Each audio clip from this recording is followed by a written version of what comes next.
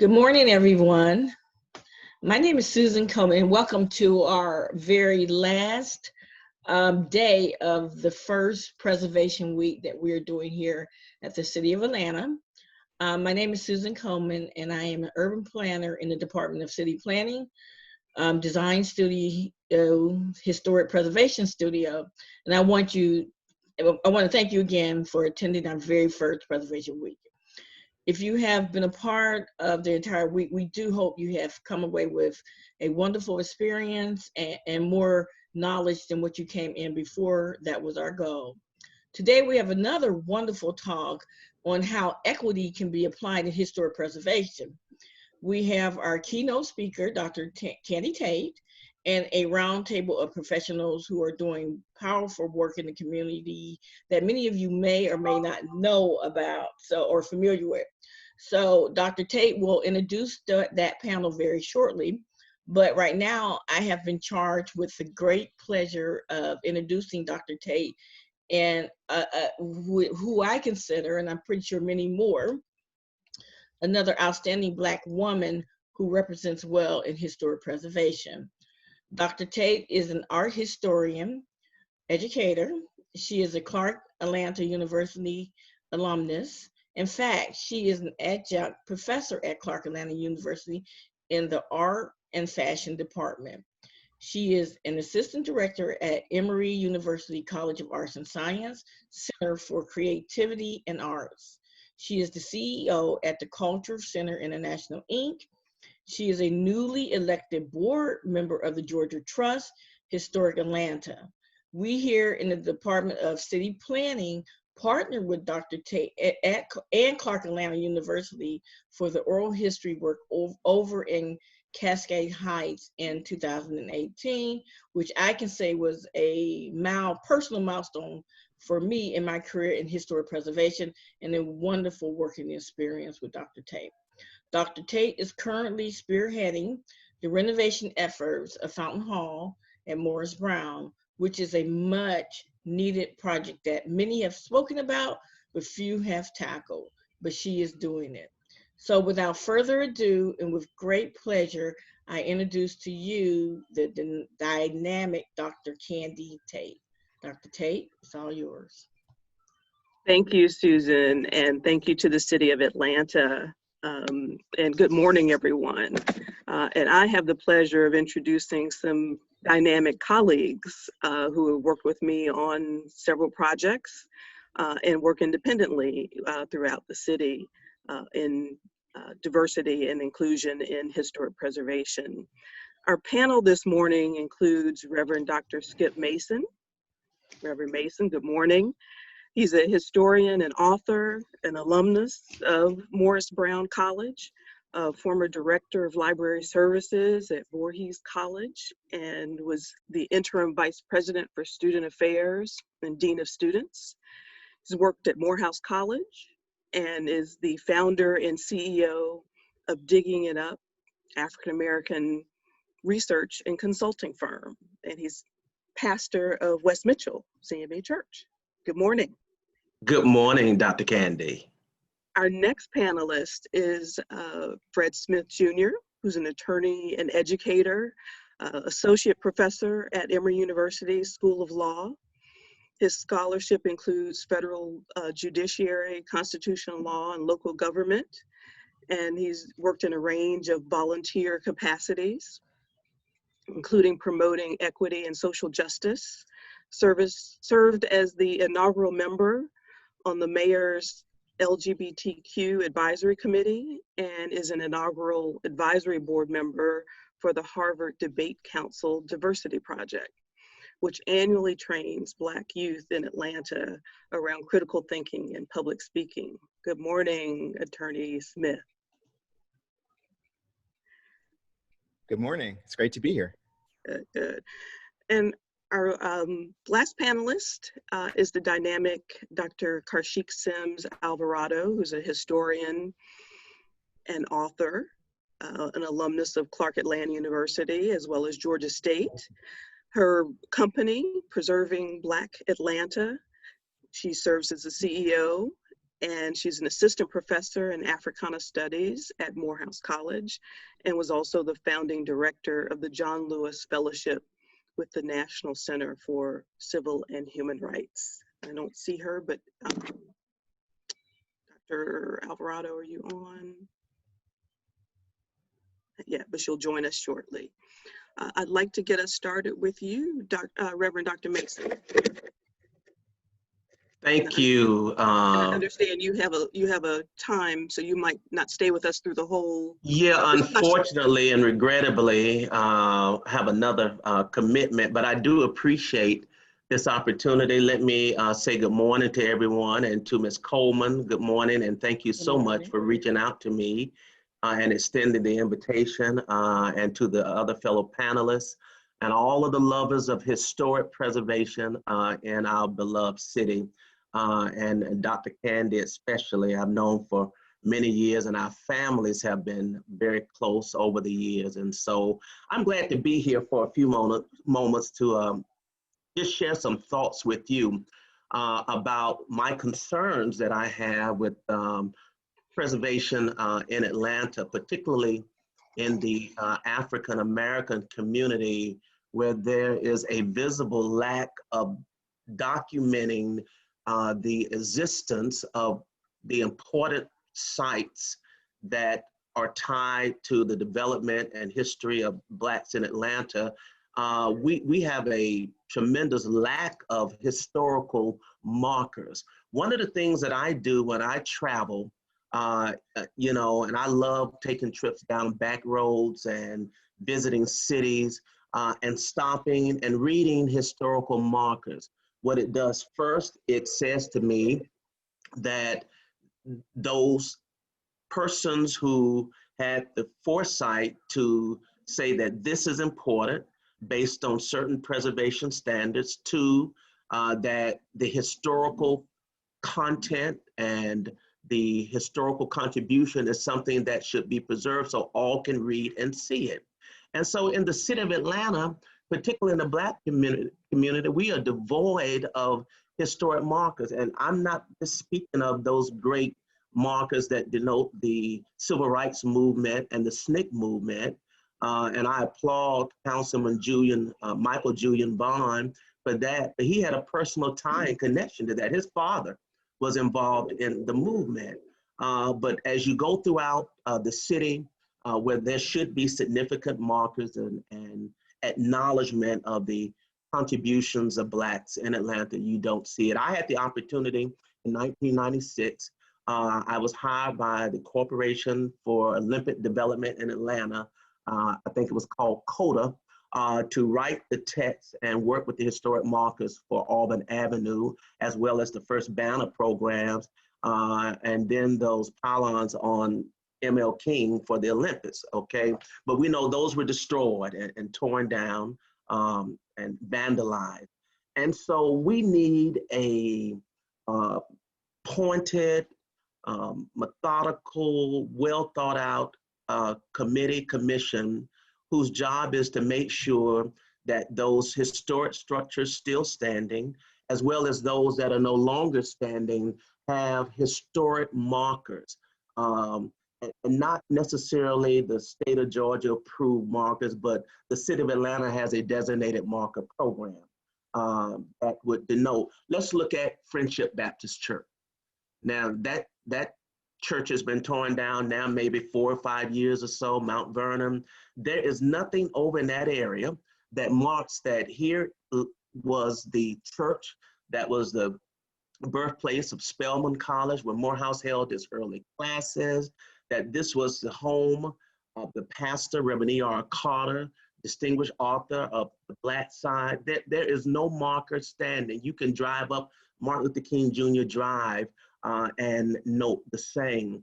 So my concern is that we need to, and hopefully something can come out of this through this committee or through some other, that we establish a City of Atlanta marker program. Now, if you tell me that there is one, then my question is, why haven't we done more to mark these locations up and down the corridors, down particularly in Vine City and the west side of Atlanta? churches, former locations of entertainment venues, homes where African Americans lived, businesses, etc. So, you know, that's my rally cry. I've been away from Atlanta for about 7 years, technically, pastoring in Augusta, Georgia. And now I am back in Atlanta as a pastor of the West Mitchell Street CME Church, which has been on that same corner since 1882. And you have churches along the corridor. You have Central. You also have Friendship, Flipper Temple.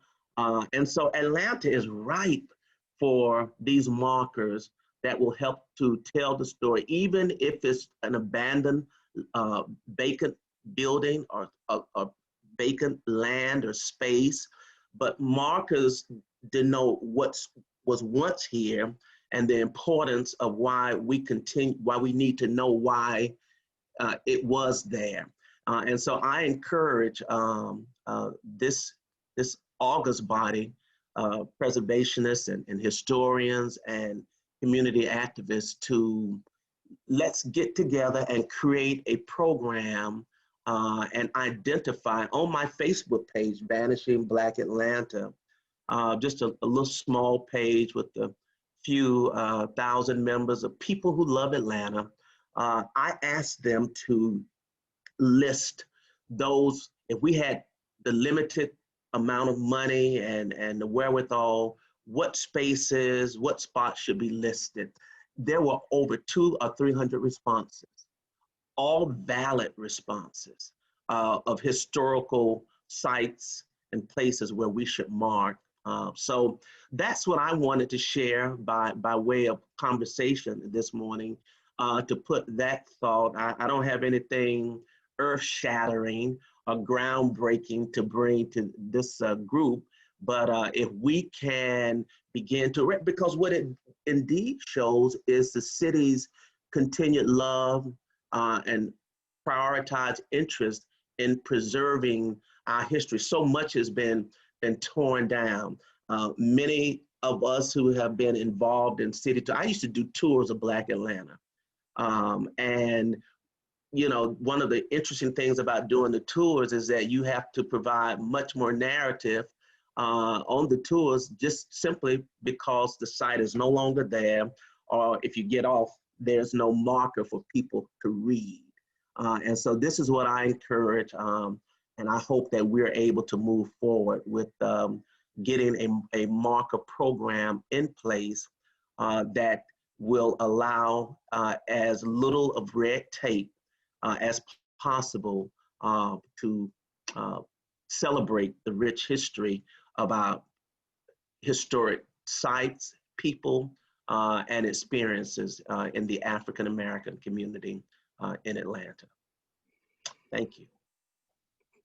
Thank you, Reverend Dr. Mason. And while we have you here just for a moment, and you mentioned the program that happened during the Olympics, kind of share with us how that happened and got funded.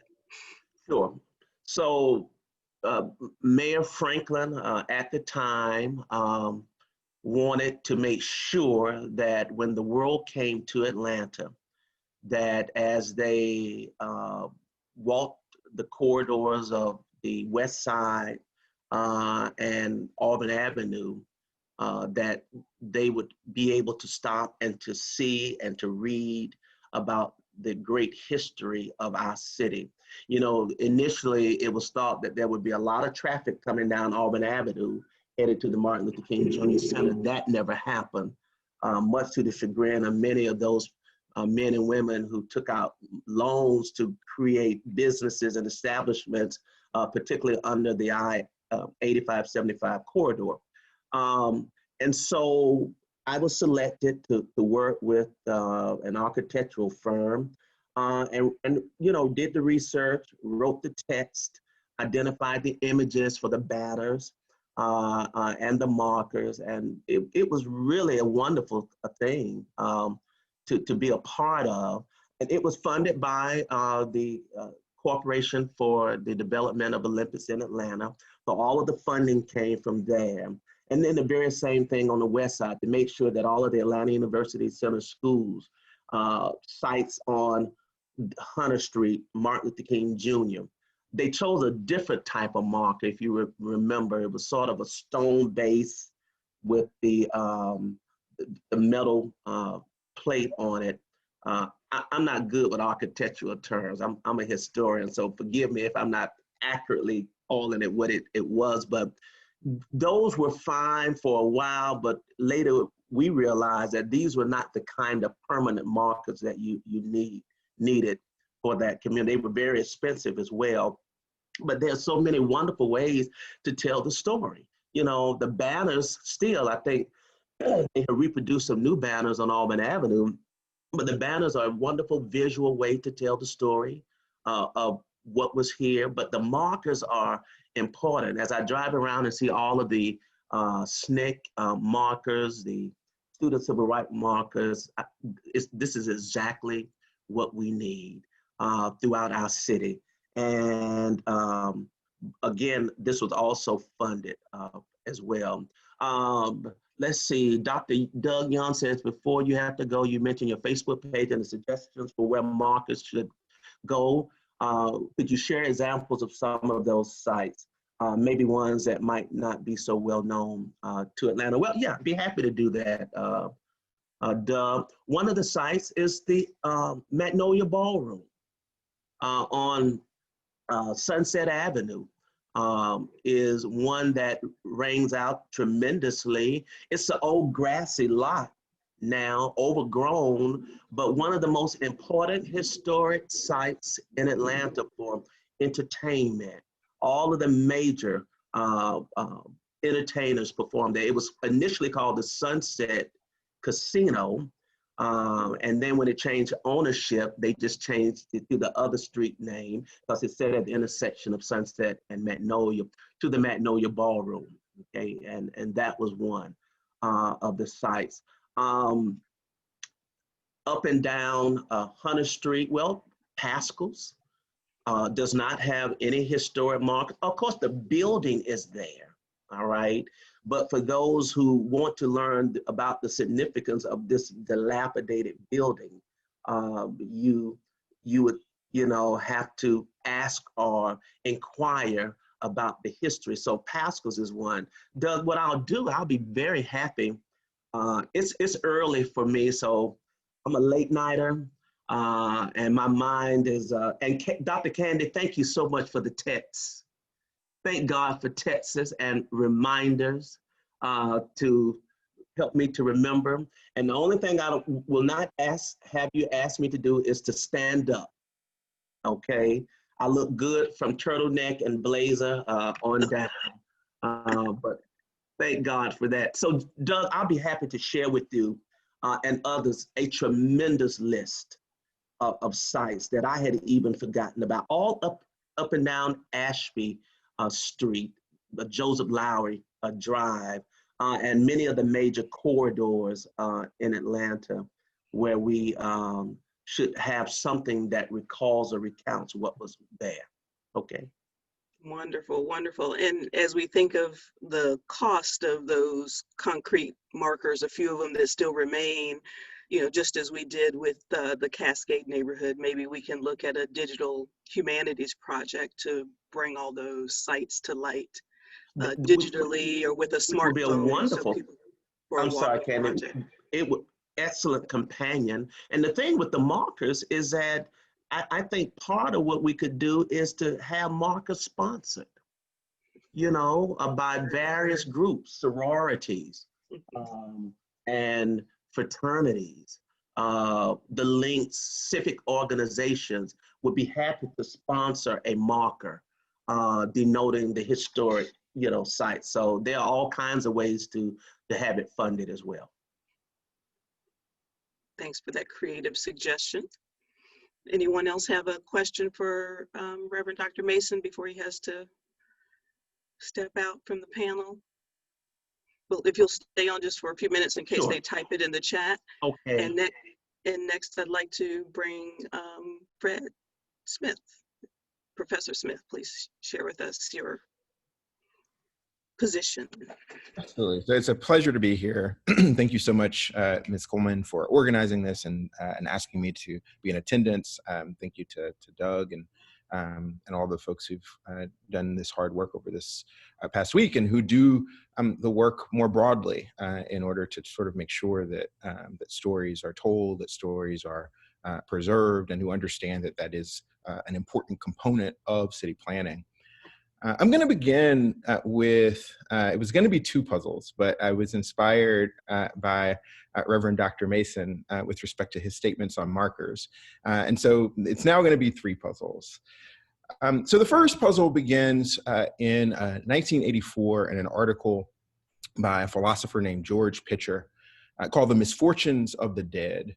And in that particular article, he opens with a story of someone who, on their deathbed, having a conversation with their son, and their son commits to them that they're going to do certain things with respect to their body and with respect to their property. And the father passes away with that particular understanding. And then the son instead makes very different choices with that person's body and very different choices with that person's property. That's the first puzzle. The second is with respect to in this past summer in 2020. And I promise that I will loop this back to historic preservation. In 2020, this past summer, this year, in University of Pennsylvania, they have a cranial museum in which they have about 1,500 skulls on display in this particular museum. And they announced that they're removing 53 of these skulls from display.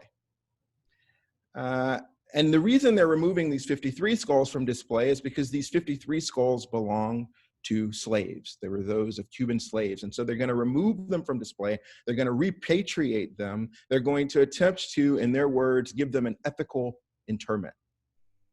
And one might question, why is it that they're going to do this with respect to these 53 skulls that belong to slaves, but they're going to keep the remaining 1,500 on display? What accounts for that? That's the second puzzle. And the third goes back to Berlin and some time that I've had the great fortune of being able to spend time in. And in Berlin, as well as in other cities in Europe where Jewish folks were kidnapped and murdered during the Holocaust, there are these little plaques on the ground called Stupelsteine, which means stumbling stone in German.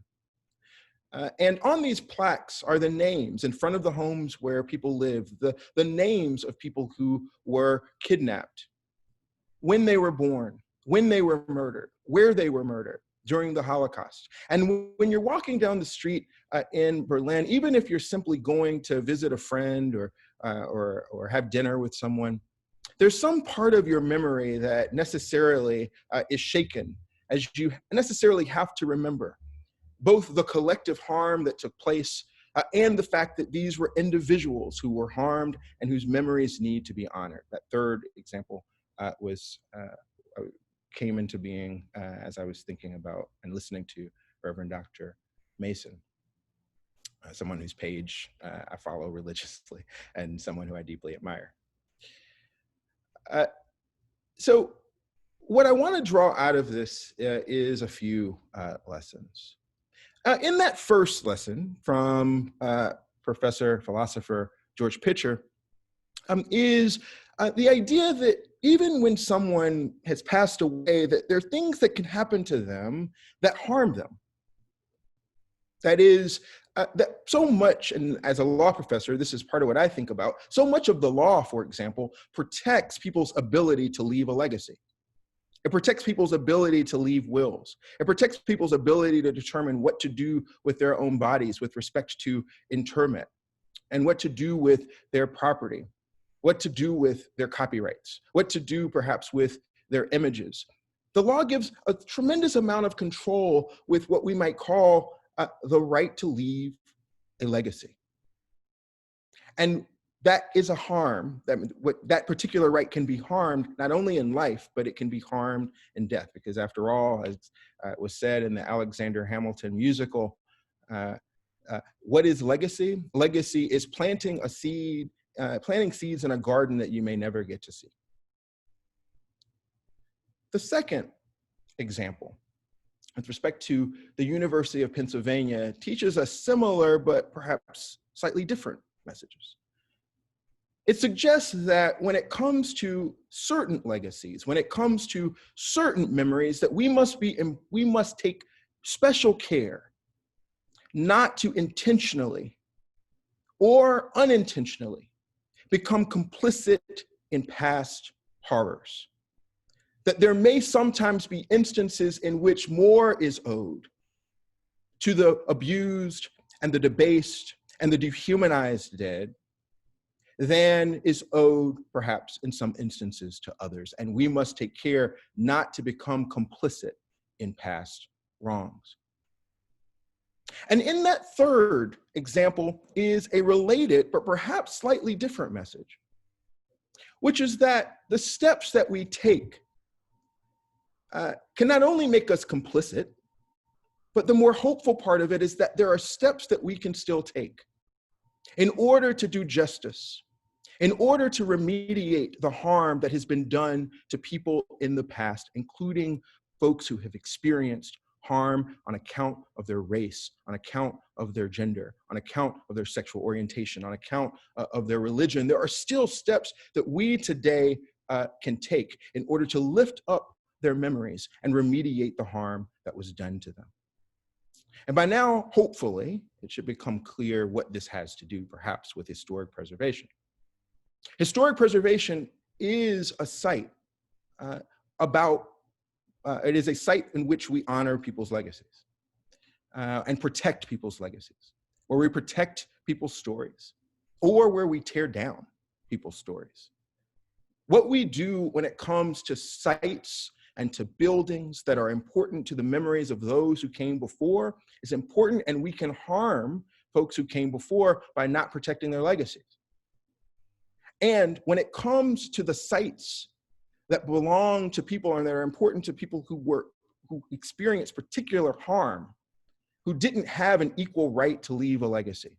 Perhaps they didn't have an equal right to leave a legacy because of family separation during slavery. Perhaps they didn't have an equal right to leave a legacy because they couldn't get married. Perhaps they didn't have an equal right to leave a legacy during slavery, for example, because they couldn't even have legal last names. They couldn't have an equal right to leave a legacy because in their burial sites, their names were not recorded and are lost to history. And all of this, what so many of these things mean is that there are some groups that have fewer trustees to protect their memories. So much in the law and in our culture, it leaves it up to families to protect the legacies and the interests of those who came before. So what does it mean when someone doesn't know who their family is? Because of these legal steps, this kind of legal erasure. And if this isn't too technical, I come to call this lineal alienation that has taken place that leaves fewer folks today who can care for the memories of certain groups who came before. In addition, when it comes to historic preservation and when it comes to stories, so much of what we have to remember is that this right to leave a legacy, again, was not only harmed in life, but there are ways that we can harm it in death. We can think, for example, about our collective memory and what we choose to uplift and what we don't. There's so many ways in which our collective memory as a country is polluted, and we have to take steps to detoxify it. It's polluted by way of omissions, the stories we don't tell, and the lies by omission as a result. It's polluted by way of neglect, the failure to give adequate care to the memories of the abused and debased and subordinated dead. And it is polluted by way of deception, that is, intentional campaigns, such as the Lost Cause movement. That's why there are so many more monuments and memorials to those who colonized, to those who brutalized, than to those who were controlled, and to those who were subordinated. And so we have to take care again, not to become complicit and to find ways to uplift the memories. And for me, as a philosophical matter, that's what draws me to preservation. I come at this primarily from an academic perspective. I've begun writing, if you can't tell, about the interests, the legal interests and ethical interests of those who came before, especially those who have experienced mass horror. But I've also had the great fortune to be either incidentally or directly connected to projects that are consistent with this particular philosophy. I am so glad, to say the least, that this past summer in June, Invest Atlanta, which I am on the board of, voted for a $4.14 million grant in order to stabilize Gaines Hall. And I'm so grateful for Dr. Tate and the work that she has done and continues to do in order to make sure that those sites are treated with the dignity and the respect and the protection that they absolutely deserve.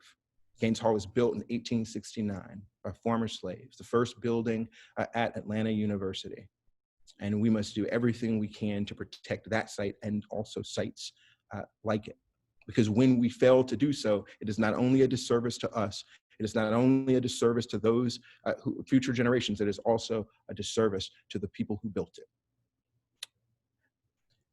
I'm also honored. I don't know if I know this is a little unusual, I'm just gonna check my email real quick. There's a really big announcement that the president of Emory is gonna make this morning.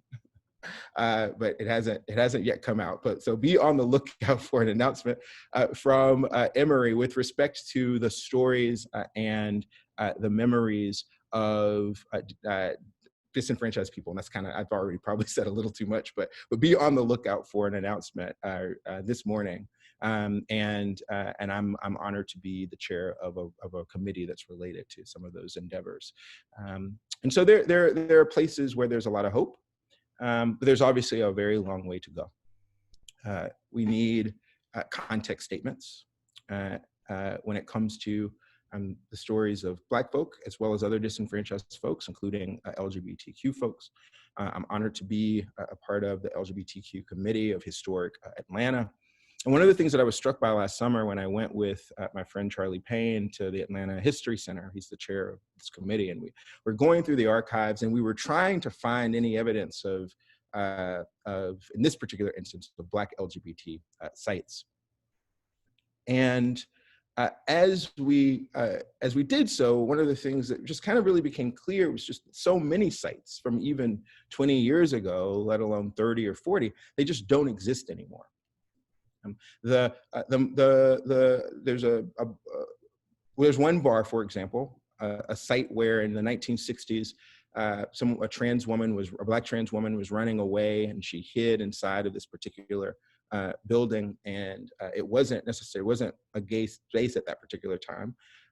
But people rushed to make sure that she was protected, and when her attackers came, they hid her, and they told the attackers they didn't know where she was, and it became known as a safe space. And while that particular bar/restaurant is still in existence today, the initial site was torn down. It's now a Walmart parking lot. That's what it is today. And so this means a few things. One, it means that we have to take a lot of care to make sure that we, again, build out a context statement so that we know what our resources are. It means that for some communities, like Black LGBT folks, there's going to be some instances in which markers are kind of all we can do because the original sites are gone. But more broadly, we do have to take special care to identify what the sites are that are still in existence and do everything we can to landmark them and to protect them. I think everyone on this call, if you're on this call, it's because I suspect you see yourself as a trustee of the memories of the people who came before. I consider that a calling, and I look forward to everything that we can do together in these conversations and future conversations to build up the memories of those who've experienced mass horrors and the memories more broadly of those who came before. Thank you. You, Fred, and for charging us all with being trustees of memories. I see Dr. Karcheik Sims-Alvarado, and you might recognize this photo behind me. Are you ready to go?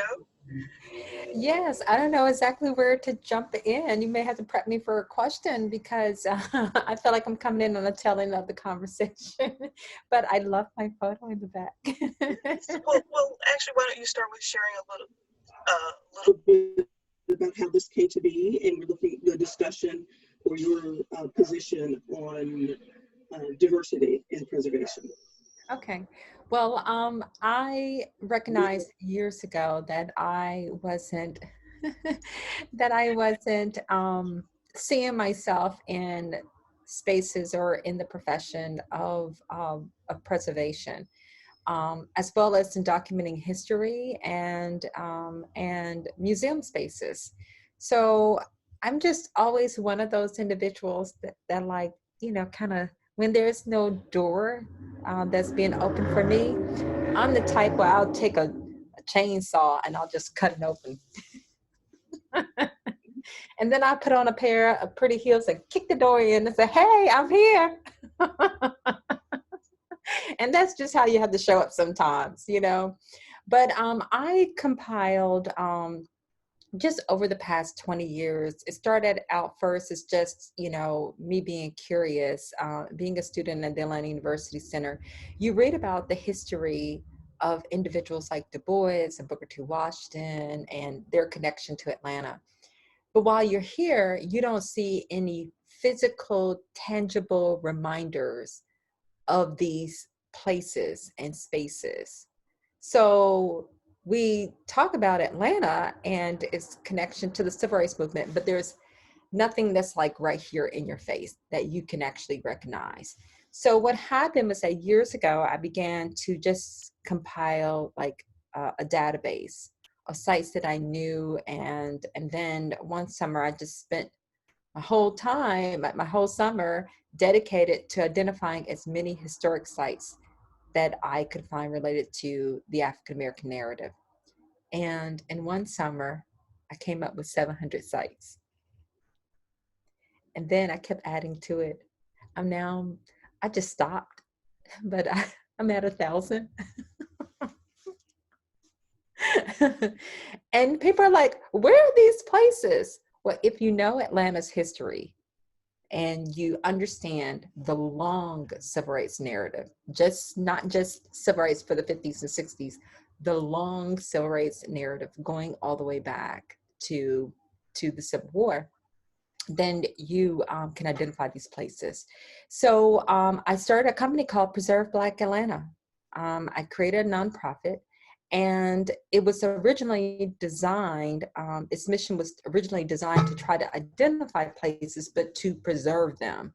And as Candy Tate can tell you, the struggle is real. Trying to find resources to be able to do it, trying to get people to understand the importance of preserving a building, especially within Atlanta when there's a tear down culture. And we're all, we love the big, the shiny, the impressive, but big and shiny and impressive can also be old historic buildings. And so if you ever go to Boston, I'm sure some people have been to Boston they're from Boston. There's 2 skylines of old Boston and new Boston. When you go to Stockholm, Sweden, there's 2 skylines. There's old Stockholm and new Stockholm, and they understand the importance of history, and history can serve as a commodity. It can stimulate the economy the same way as STEM can stimulate the economy. And in the New England area, they have something called the creative economy, and they have built every year $1 billion industry telling the story about the American Revolution with 13 sites. Well, we got 1,000 in Atlanta, and we're not even doing anything with it. And we make $4 billion off of tourism, but nothing as it relates to Atlanta. And when people come to Atlanta, they're not, let me get my Southern accent together. They're not looking for Tara.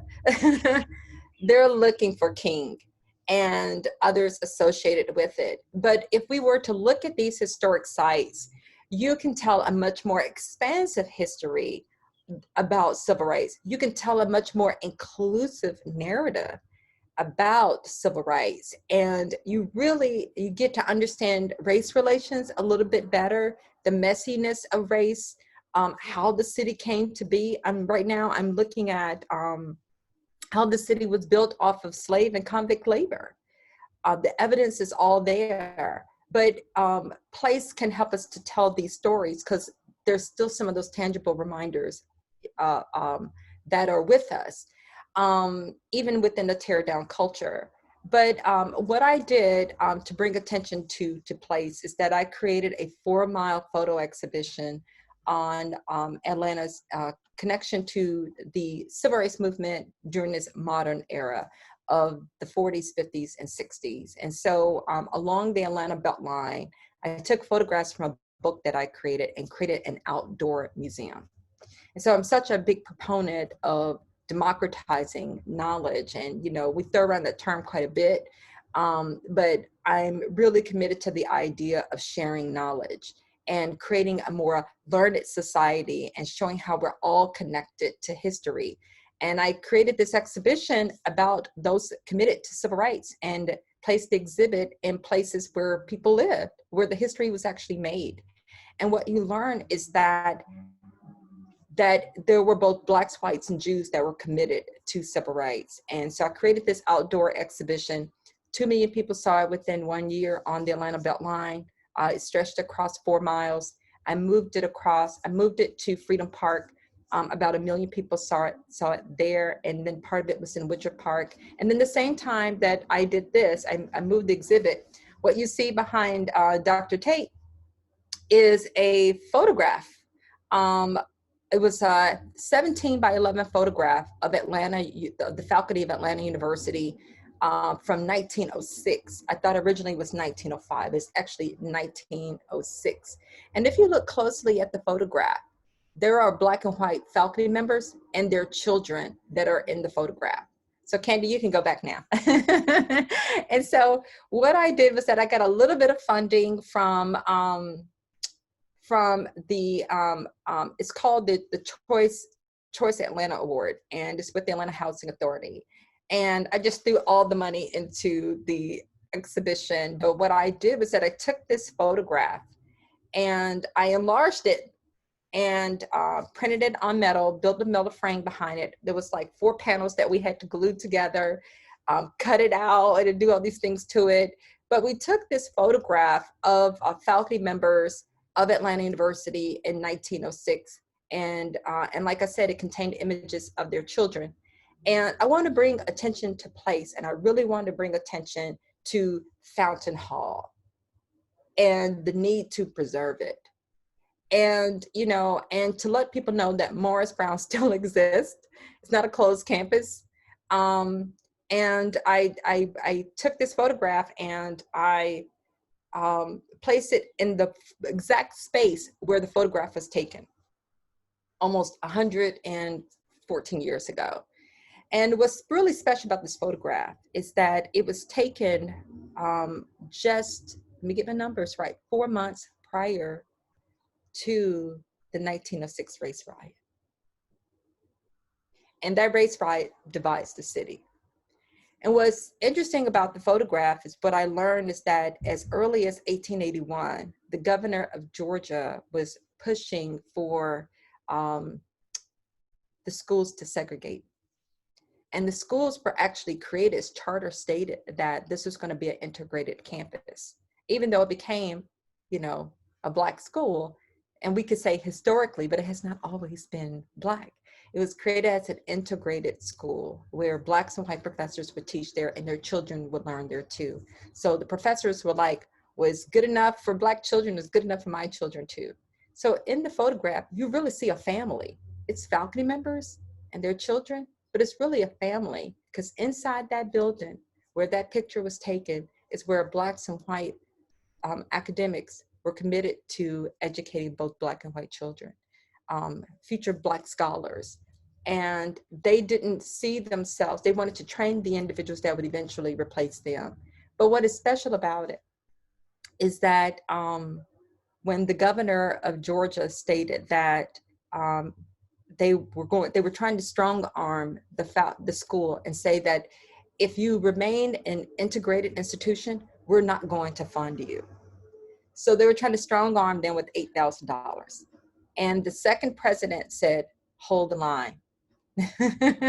Hold the line. If we give in, segregation is going to become legal all throughout the state. So hold the line. And they did, and they became a private institution.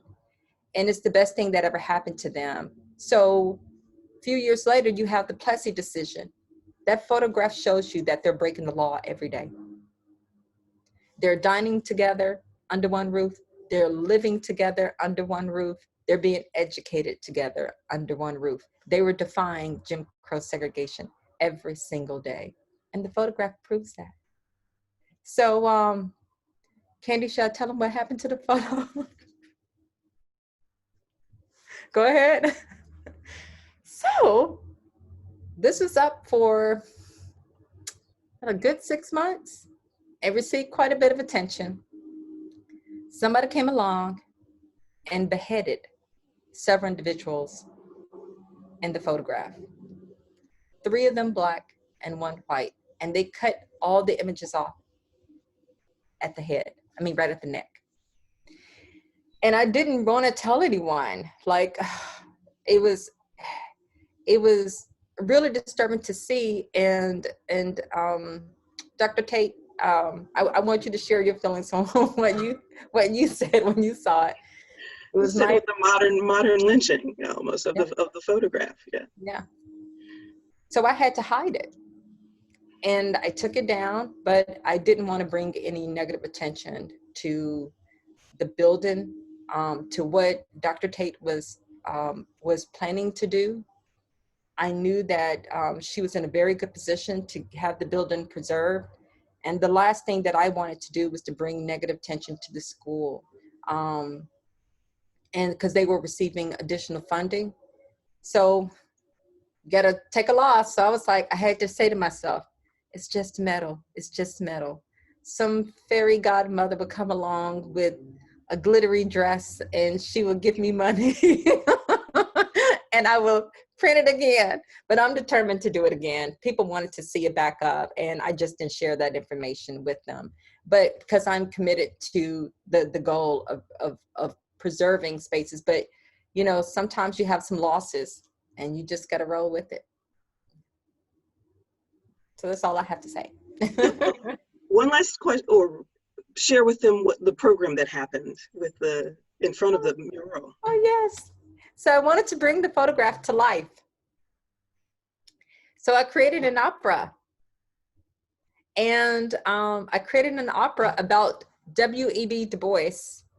It was supposed to focus originally on Adrienne Herndon, who is to the left of Dr. Tate. She's sitting, she has her side profile like this. She was an actress, professional actress, professor. I thought that she was the first Black professor at Atlanta University. That's not true. And I love that she's not the first. And so it started off with focusing on her, and I wanted to have an actress to stand before her and kind of walk from that image and to tell Adrienne Herndon's narrative. So Adrienne, because of segregation, the law stated that Blacks and whites could not attend public theater together. So what she did was that she had it outdoors.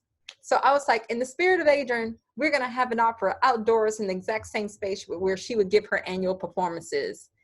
And she would invite an integrated audience, and she was like, who's gonna check me? Because my husband is wealthy. Lock me up, I'm gonna get out.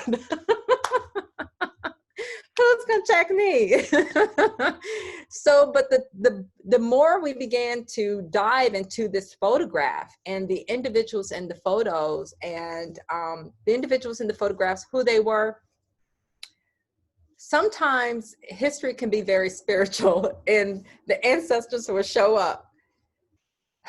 I kept coming across information about W.E.B. Du Bois's son who died on the campus.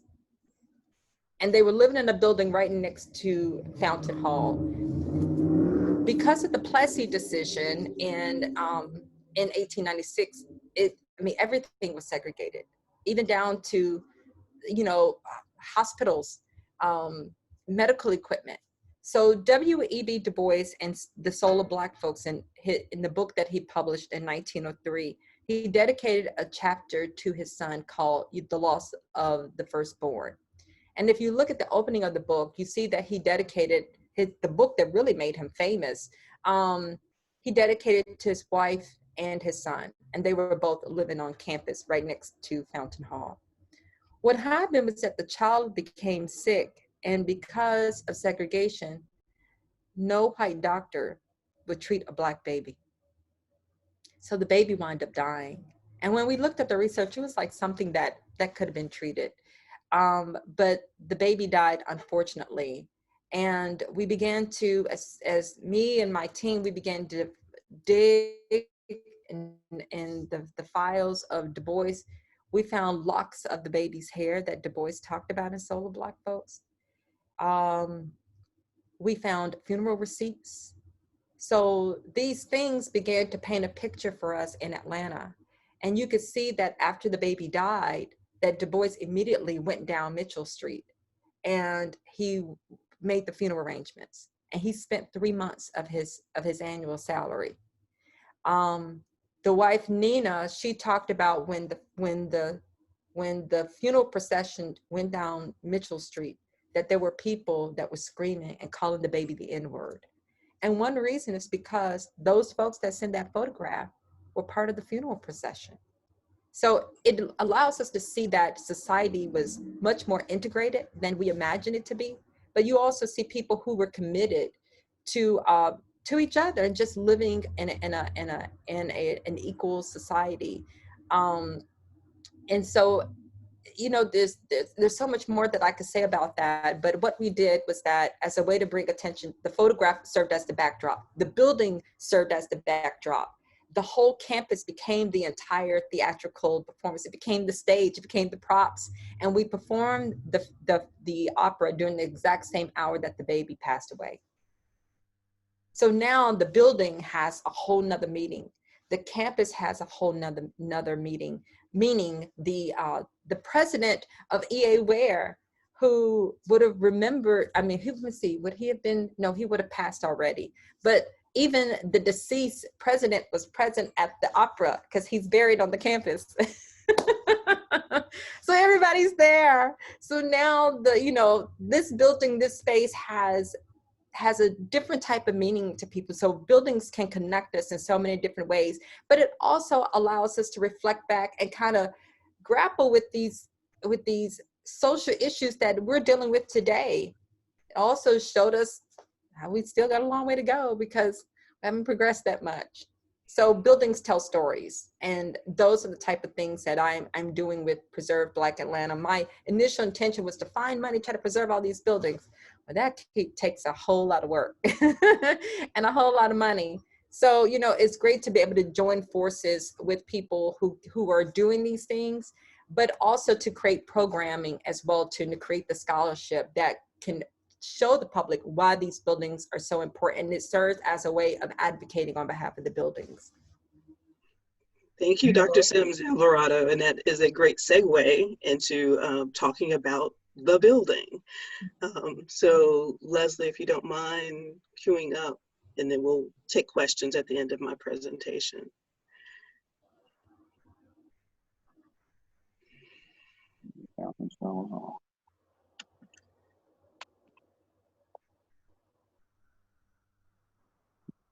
Next slide.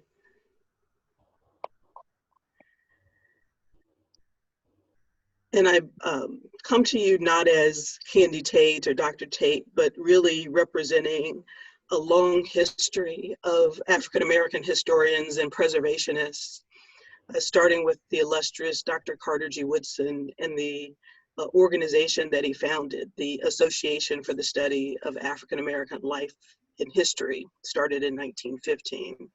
Next slide. But we're going to talk about the path to success. And this actually is a photograph from Morris Brown yearbook. And in the center to the left, you see a stone, and that is actually where E.A. Ware is buried on the campus. And some students in their yearbook wrote that the pathway, the walkway to campus is our path as a race to success. Next slide. ASALH each year has a theme, and in 2016, the theme was Hallowed Grounds, Sites of African American Memory. And to bring in what Professor Smith shared with us about being trustees of memories, this is what we are actively working to do. Next slide. I am a native of Atlanta and knew that our building, if our guests would put themselves on mute, please. Miss Sykes.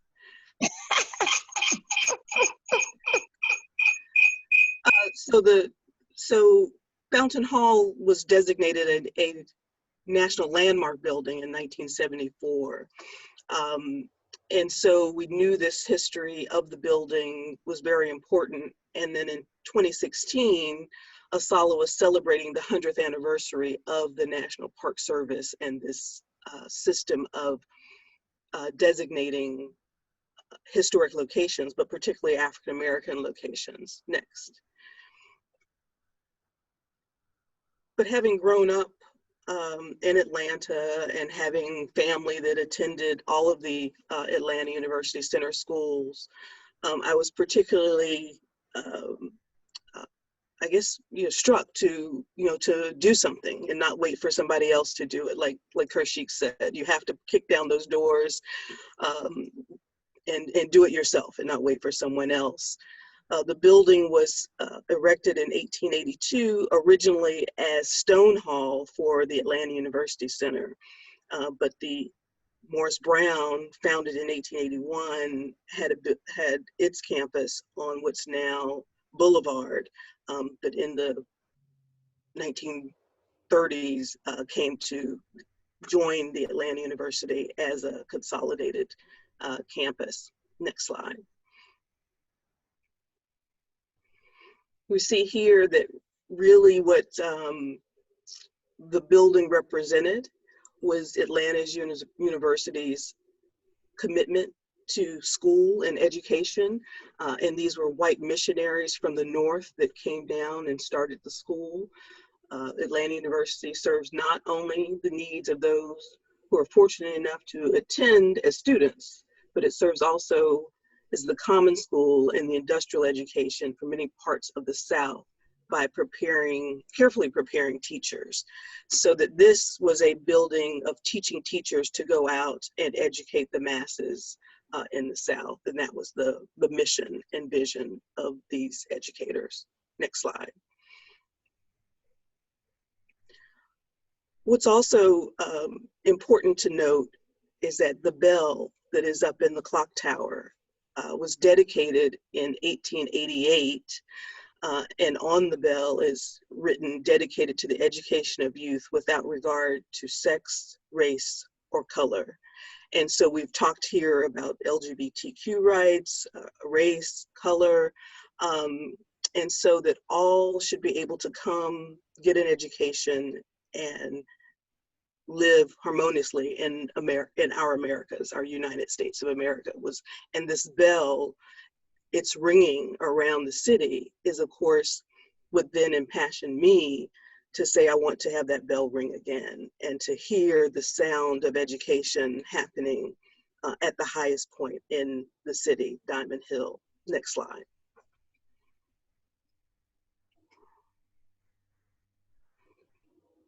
And so, of course, as we as historians go into the archives and find photographs, you can see students coming through the arch and the historic building in the background, those trees, many of them still there. Next slide.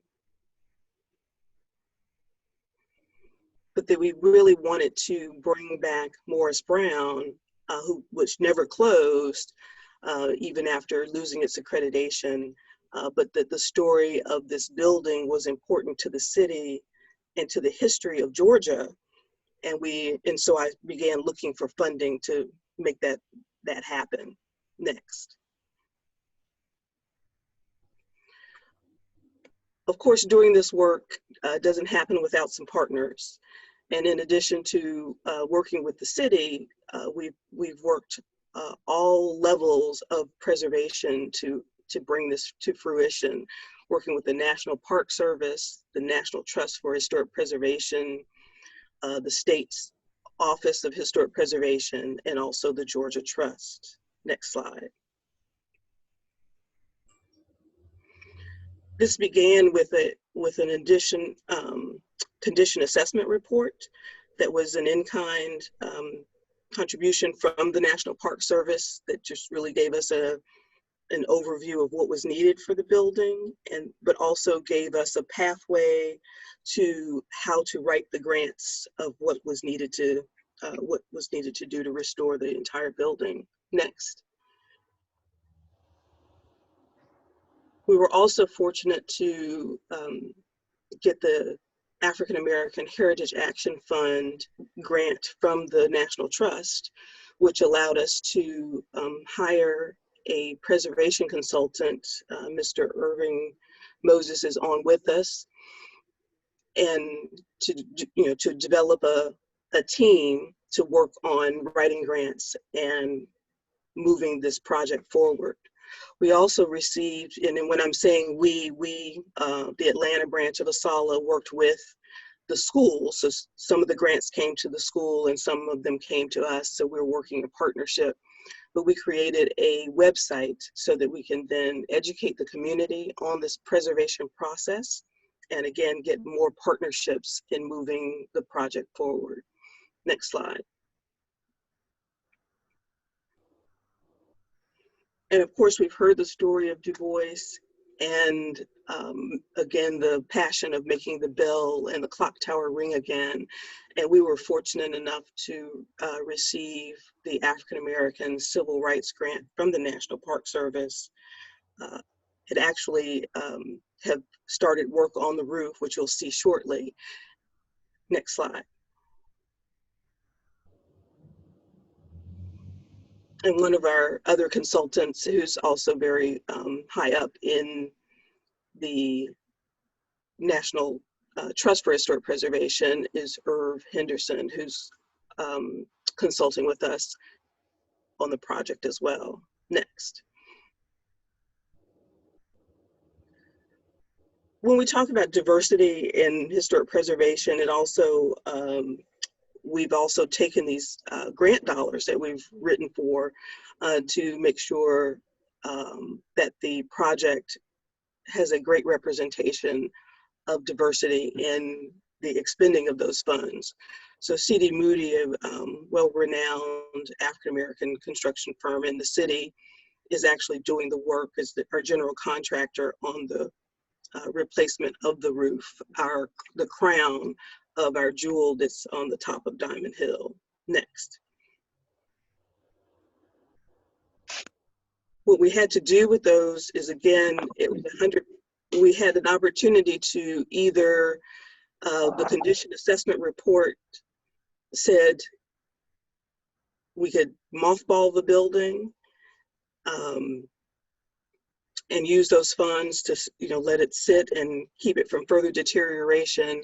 But with our consultants, we felt we could, we were on had the momentum to move forward with full restoration of the building. So we were able to get approved through the National Park Service and the SHPO office to use those funds for a permanent replacement of the roof and decking, so that these funds would not be just a temporary fix, but this new roof project is the roof that will be for the building. Next. So you see some aerial views of our illustrious structure. It's 39,000 square feet, very, massive building devoted to education. Next. And you can see that we are hard at work. This started in August with the removal of the material on the roof. And actually you can see some of Gaines in the foreground of the picture on the left. And then on the right, this was an aerial image taken earlier this week. And it's really wonderful to see, again, the structure on top of Diamond Hill that overlooks the city. And shows where, you know, African-American education began, and to educate the masses and move them out into the community to help others. So this is the story, a civil rights story, as Dr. Sims-Alvarado mentioned, that did not just start in the 50s and 60s, but this move to education started at the turn of the century, if not before. And with Du Bois writing the souls of Black folks in this building, I think it's room 306 is his office. And we are going to bring that, as well as the clock tower, back to ringing, and having education and other opportunities. Wonderful chapel areas in this building, which will be used by the school and the community for years to come. Next slide.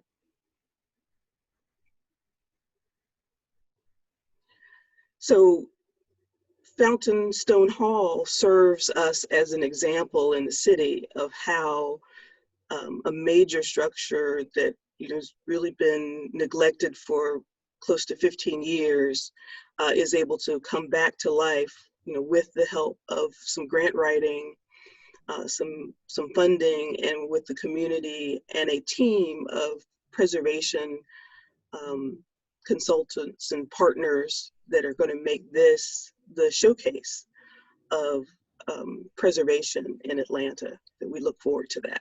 So we're on the path.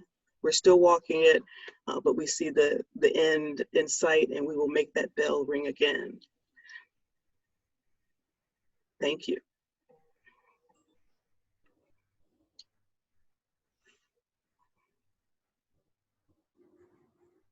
I think at this point, we'll open it up for questions for any of our panelists.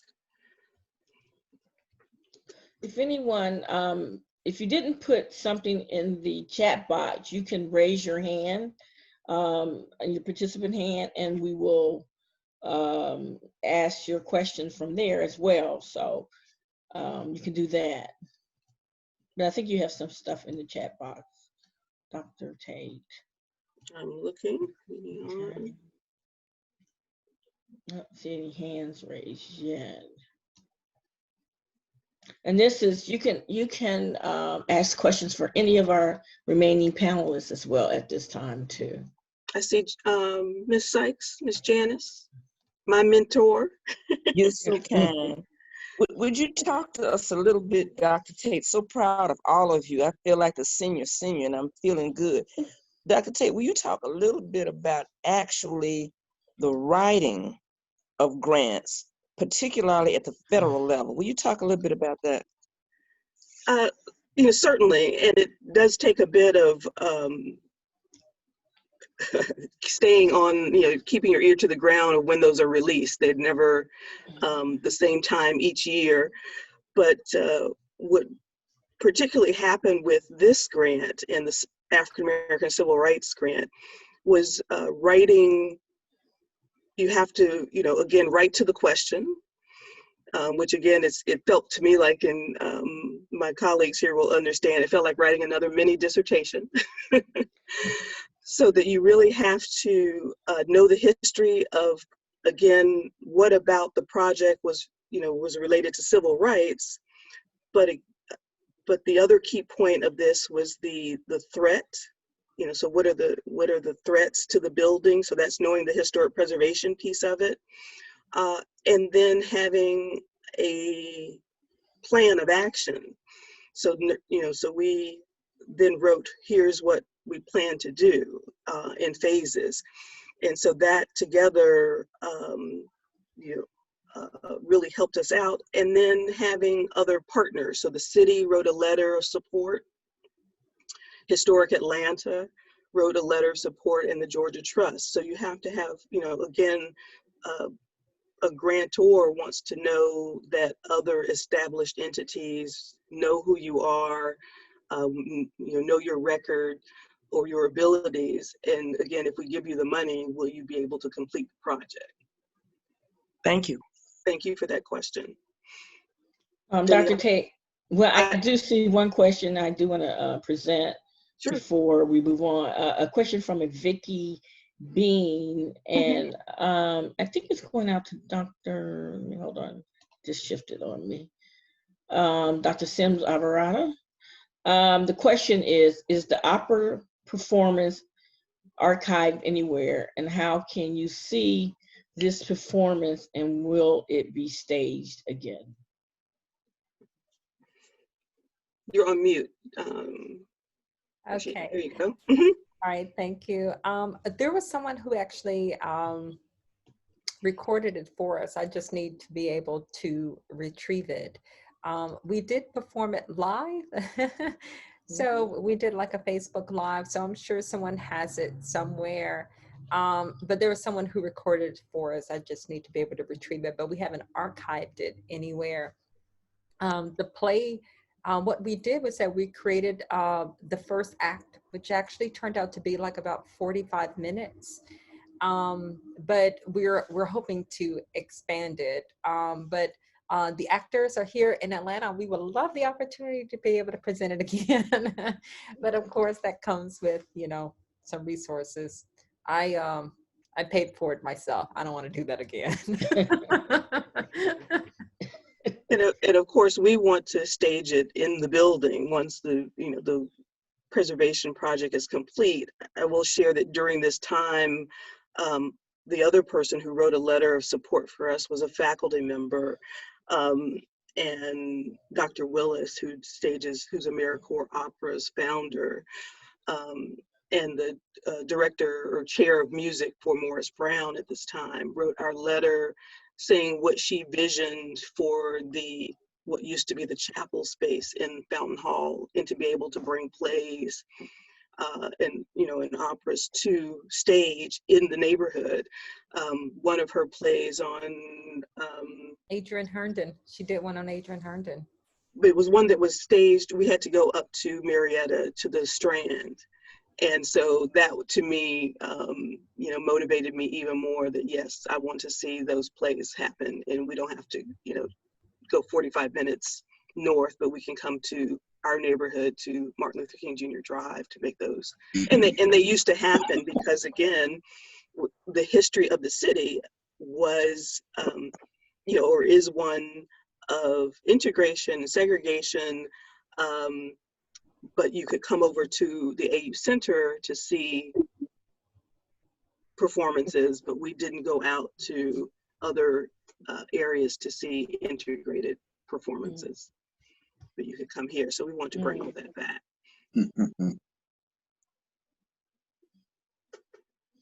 And Dr. Tate, let me add this too. I discovered that Du Bois wrote sci-fi. Yes, he was a futurist. Yeah, George Towns actually attempted to write a few plays, but nobody could do it better than Adrian Herndon. So, and so we see all of these wonderful stories come to light at the base of a building. And so again, so many people see historic preservation. Oh, those, like you say, you have the tree huggers, you have the building huggers, but the building is a marker, a place, a point of entry into history. And you heard that from Reverend Dr. Skip Mason, again, about this marker program. And so the vision, as they say with Jeremiah 29:11, is really about a Main Street project. And so this is just one building with the help of the city and the state and all those who are in earshot, to put those points of light of history along the corridor. Those corridors of memory for Atlanta are Auburn Avenue, Martin Luther King Jr. Drive and Ralph David Abernathy. Mm. I see another hand, Ms. Sykes. Yes, thank you. For Dr. Sims-Alvarado, would you talk a bit about your take on public history? I'm thinking about your book, I'm thinking about lectures you have given, and I'm specifically wanting you to go to Chautauqua in upstate New York. This whole panel needs to have a national platform. So Dr. Sims-Alvarado, talk a little bit about explaining preservation to the public.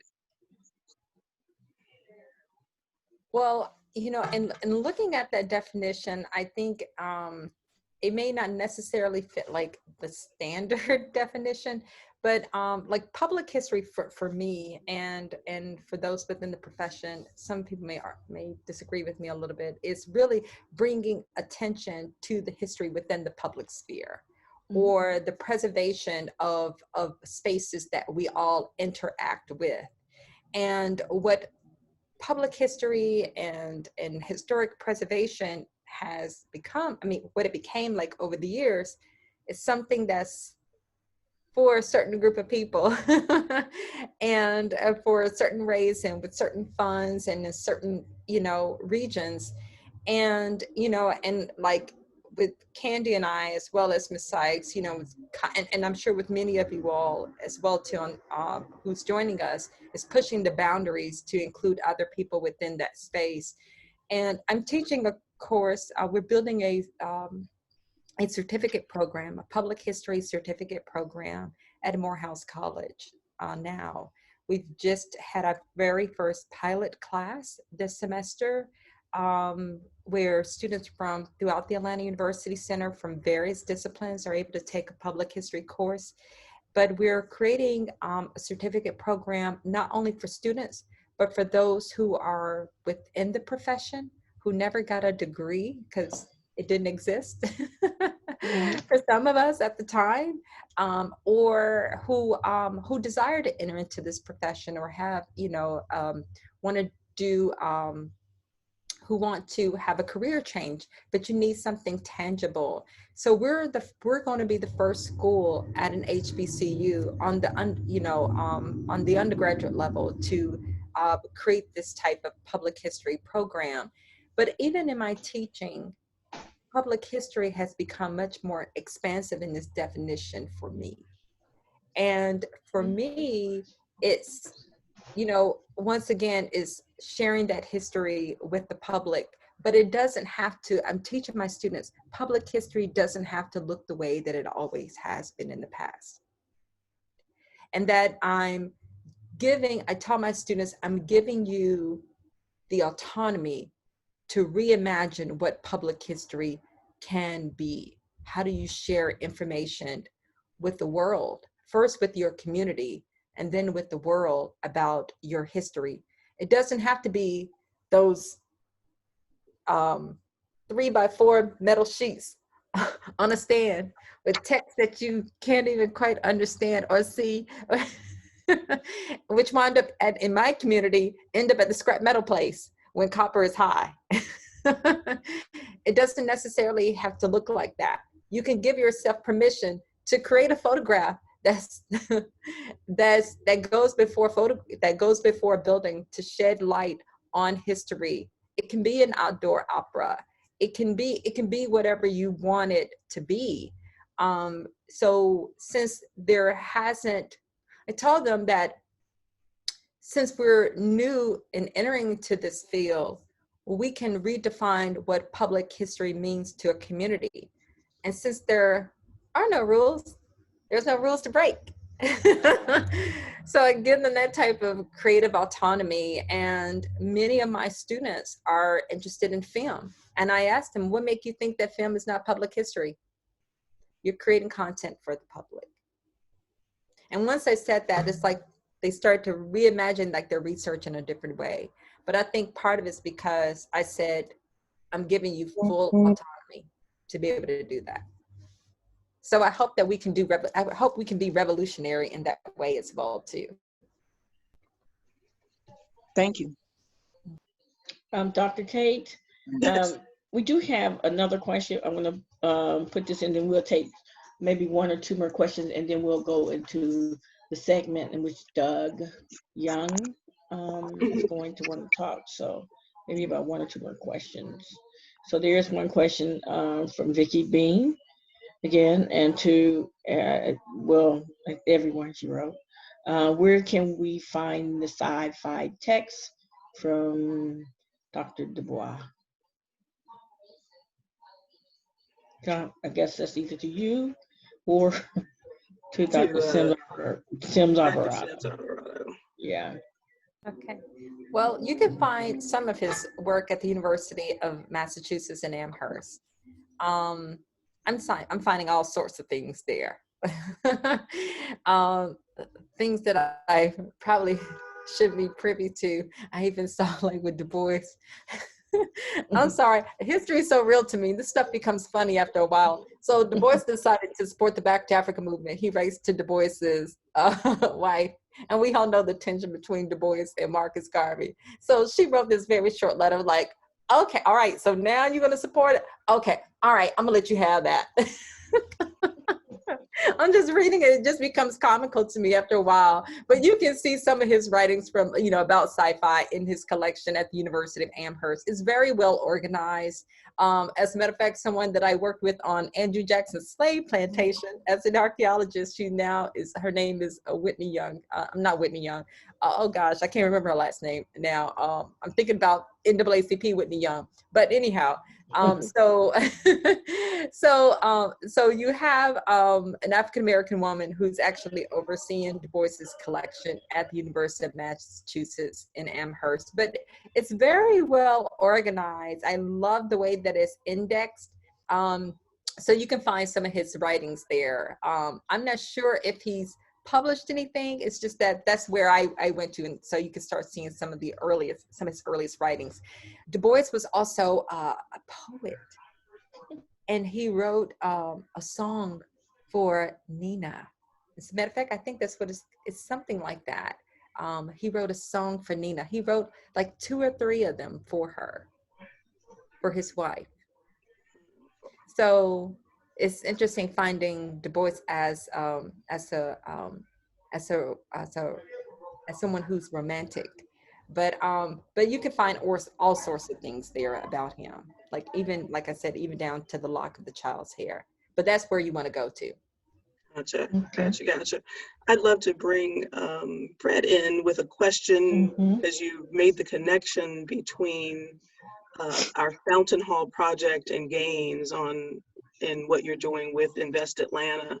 And certainly, when we're talking multi-million-dollar projects for a building who's, in good shape relative to where Gaines Hall is. And this takes into account some of the questions that are along the side about the leaders and economic investment. How do we make historic preservation, an economic development tool? Yeah, it's a great question. So actually, I was on Monday when Doug was presenting. I saw that one of the things that city planning is going to be working on is a series of resources to help, as I understand it, to help developers understand what the opportunities are when it comes to historic preservation. And I think that's exciting, and I think it's a potentially, I'll say here, a place perhaps for some collaboration. I know that Invest Atlanta, when it comes to the East Side TAD, has created a fund for the Sweet Auburn corridor to help people who own property on that corridor, including Wheat Street Baptist Church, among others, to help them with pre-development work in order to kind of bring those sites back to life in a way that respects principles of historic preservation. Yeah, but I mean, and to Dr. Sims-Alvarado's point, right? I think that was beautifully said when you said people aren't coming here to see Tara, they're coming here to see Sweet Auburn and to see the AU Center and to see things that really kind of go to the heart of the city's identity. And so making sure that we're I think by making those connections, right, this is what attracts people here. This is what attracts tourism. And people want to live in places that have a soul, that have an identity. And so it's important not to run away from that identity. And I think making the case that that preservation is good business. It's good for tourism. It's good for attracting people. I think making that case is really important. I know this isn't on point, but I do want to, earlier I teased with the Emory announcement, and it came out right after I said that at 10:35 a.m. The president of Emory has announced a task force on, it's called the Task Force on Untold Stories and Disenfranchised Populations. The goal is to honor enslaved persons whose labor contributed to the construction of Emory.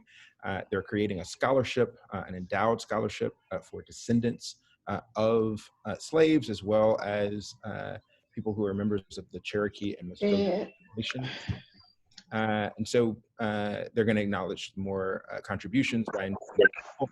And then they're also creating a committee on what's called naming honor. So we're going to look at the, and I say we because this is the committee I'm chairing, the names of scholarships, the names of buildings, and the names of chairs to ensure that they are consistent with Emory's egalitarian values. And so I'm excited to be able to announce that this morning. It's because I mean, all of these are related. I mean, preservation is related to a broader architecture of stories and a broader architecture of collective memory in consultation with art. and I mean, there's so many.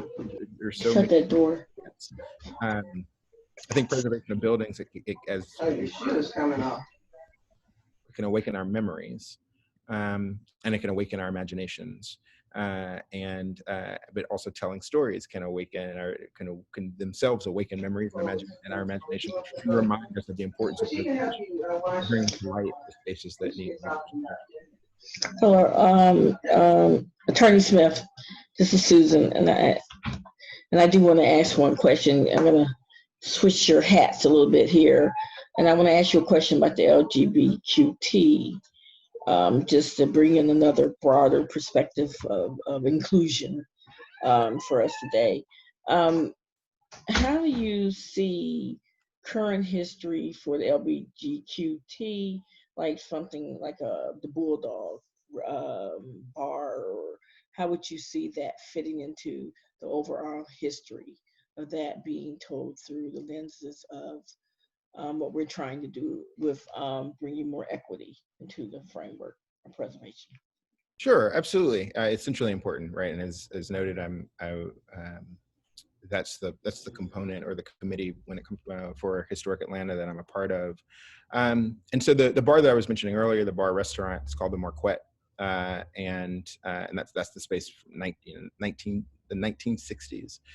Its roots go back that deep. There's obviously other sites. Sometimes there's sites like the Eagle, for example, that are in buildings that have broader memories, right? So the Eagle, it's directly next to the Kodak building. It was built in the late 1800s. It was lived in by it was bought by an Atlanta mayor for his daughter. The Kodak building, many people here will remember, was the place where Shirley Franklin, where her headquarters were for her campaign. And so there's some sites that are like the Eagle that are important for LGBT history and are important to the broader history of Atlanta. And then there's other sites that, like the Marquette, that I think are particularly special to Atlanta. In that case, Atlanta's Black LGBTQ community. And so in terms of where that fits into the philosophy that I was putting forth earlier, right? The philosophy is one broadly of people who have experienced disenfranchisement, who have experienced horrors in the past, and making sure that we're evening out our collective memories and detoxifying our collective memories. That's true with respect to race, and it's very much true with respect to sexual orientation. And in Atlanta, it was when sometimes I hear stories from elders. There was someone who was telling me about how they moved to Atlanta in the early 1970s. They moved here from DC, right, which we think of as perhaps at least as progressive as Atlanta, and they noticed a gay bar with big bright neon lights, and they looked at their friend and said, "What is that?" And their friend said, "Oh, that's a gay bar." And they said, I don't believe." They didn't believe it because in DC, all of such spaces were speakeasies. They were hidden. They were intentionally kind of surreptitious and subordinated, physically and morally and metaphysically. So and so I think owning that part of the city's history is important as well. Actually, when I was at the Atlanta History Center, I was looking through the archives. I saw there was this Black gay magazine based in DC, and in one of the magazines, there was this long interview with Andrew Young, where, and this is in the early 1980s, where he was talking about the importance of LGBTQ rights. And the idea that this magazine in DC was looking to Andrew Young as a thought leader on these particular topics also reinforces how important that is to Atlanta's identity and Atlanta's character, Atlanta's history, and in my view, Atlanta's destiny. Okay, thank you. Dr. Tate? Yes. We have one other question by I think it's Aileen Brown, but I think it's kind of important to get it in before we switch it over to Doug. Mm-hmm. She's asking about the inclusion of the more current history. She mentions Campbellton Road has more Black-owned businesses than anywhere else in Georgia. I guess dating back from 1970s and the early 80s. So I guess her question is probably centered around how do you preserve that as well?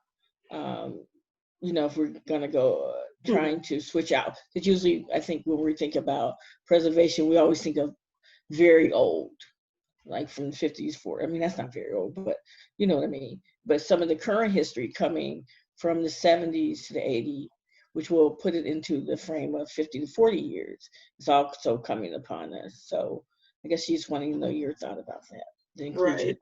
Right. And it's quite ironic that is actually one of my, my other projects. It just hasn't, as I say, you have to typically get the owners of the property interested and passionate about historic preservation, and that sometimes they catch it immediately, and others it takes a very long time. I've worked with the Atlanta Business League and Ashby Street Theater to try and get them on board to restore that property, and also have worked on Campbellton Road with the owners of Fort McPherson and so many properties of historic significance there, as an anchor point to, again, as historians, we're collecting history, and each year that we go into, a year that preceded becomes historic, so to speak. So certainly, in order to preserve this history,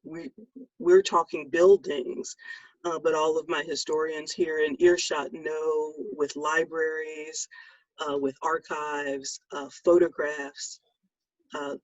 Dr. Karcheik talked about letters that were written. All of the ephemera has to be saved and honored and placed, in trust, so that we can go and search out what those stories are. And collecting oral histories is also very important.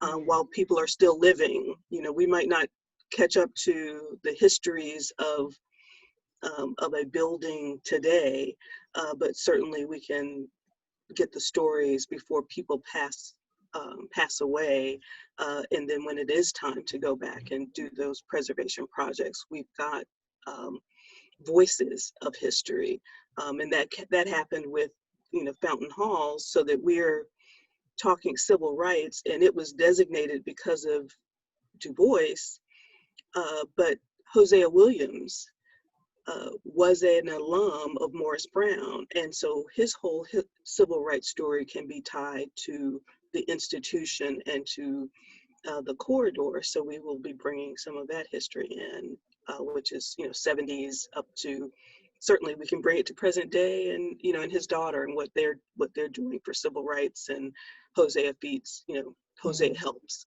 So all of those are ways that we connect present histories but you've got to write it down, you've got to collect it, you've got to get the stories documented so that we can save those.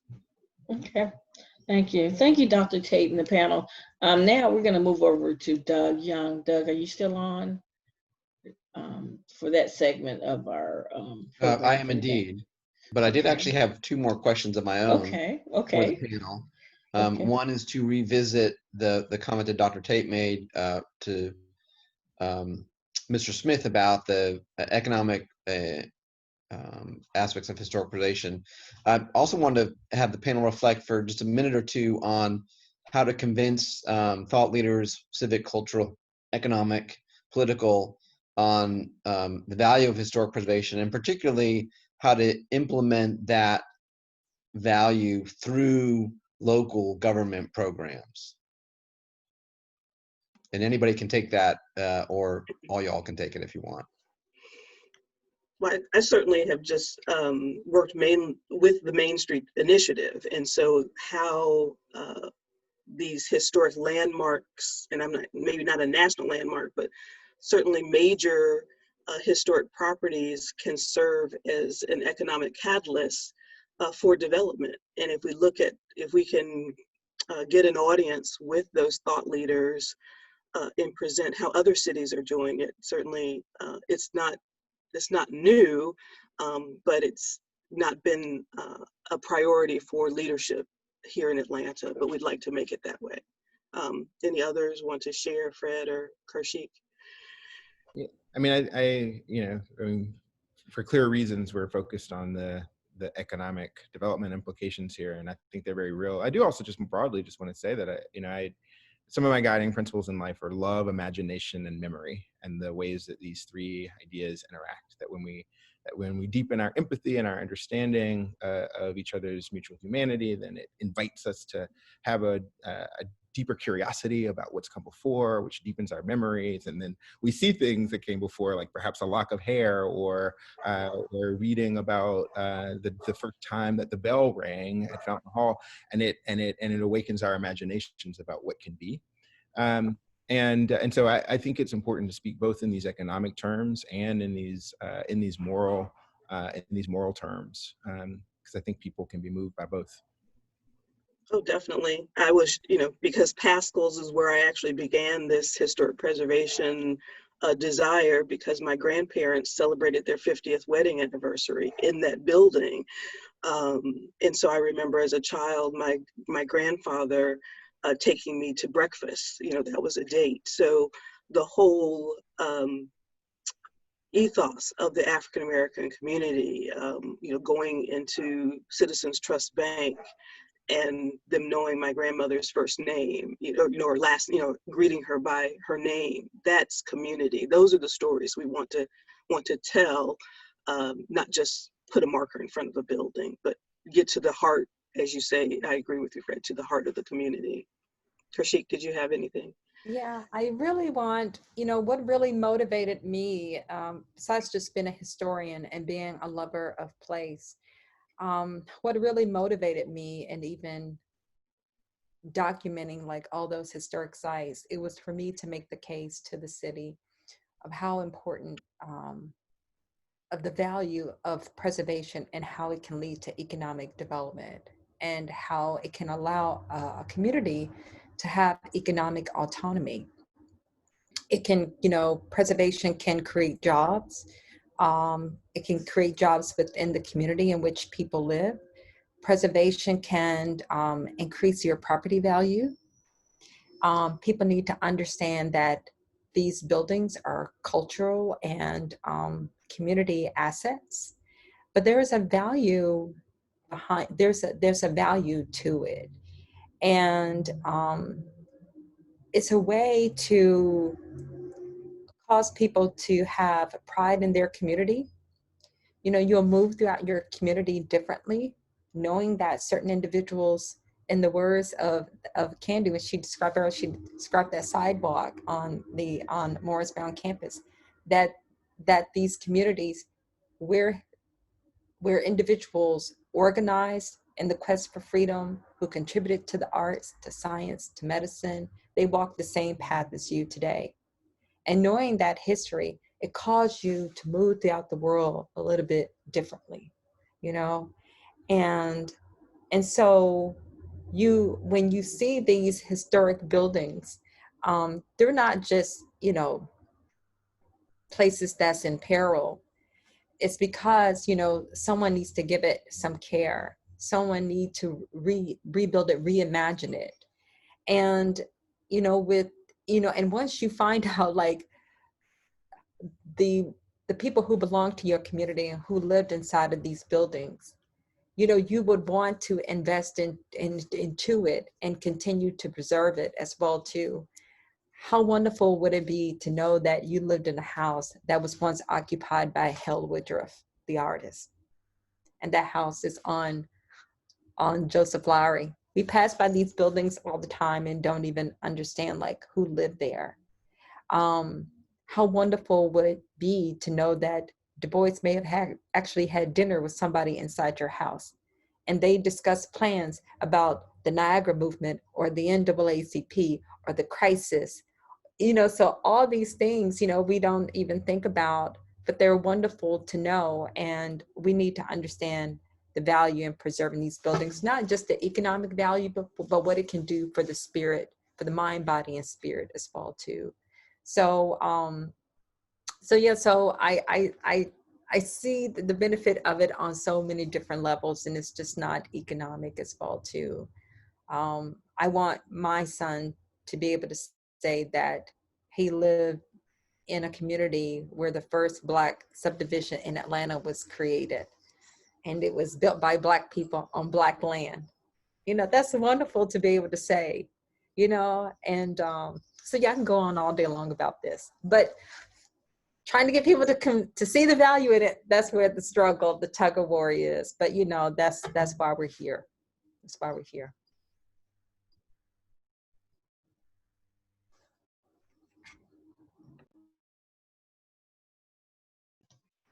Thank you for that. I was looking for my mute button like everybody else these days. So that's been, I appreciate the answer to that as well. You know, as folks might know on the call, but just to reintroduce myself, my name is Doug Young, and I'm the Assistant Director in the City of Atlanta's Office of Design, and I manage the city's historic preservation programs. That's part of the Department of City Planning, and I've been with the city for a little bit of time now in various roles, mostly in the historic preservation field. But I wanted to spend a few minutes with the entire set of folks on the call about what we had done this year, in about a year and a half or so, with what we called our Future Places project, which was an effort by the City of Atlanta to sort of reimagine and rethink historic preservation and history and historic places and spaces and what the city could really do about them. You know, the idea behind Historic Preservation Week was to try to bring some voices that might not be known to a lot of folks to the conversation, and also share some great information, you know, along the way. What I wanted to do right now with the folks on the call for just a few minutes before we wrap up by noon is to ask folks in their view, and this includes everybody on the call, what the City of Atlanta could be doing now or in the near future to help with advancing the conversation we've heard about today. You know, about protecting historic sites, about being the stewards of cultural memory, of how to advance the stories and the storylines about what makes Atlanta truly Atlanta. And one of the things that Fred Smith alluded to was that in the Future Places project, we had a list of recommendations that are quite expansive and long, and they can be found by going to the now live website, atlantafutureplaces.com. And that, if you scroll through both the website, you'll find the reports that are very much in depth about 4 or 5 particular topics related to the project, as well as a learnings section, which is a very short thematic summary of what we believe is the City of Atlanta's story, what is the story of Atlanta, but also a list of recommendations. And while they cover almost all the bases you might imagine in a comprehensive study like this, there's a couple questions that I would like to sort of ask folks here, a little bit outside that formal list of recommendations, which is, you know, in your view, based on what you've heard today or your experiences here in the City of Atlanta, what could the City of Atlanta do in the office that I manage and some of the folks that are in office or on this call, new or differently than we've done before to expand this conversation, to advance the cause of telling Atlanta's history or its story. And I'll just ask that folks unmute themselves, and we don't have too big a group, so we'll just jump right into it if folks have a comment or two they want to add in response to that question.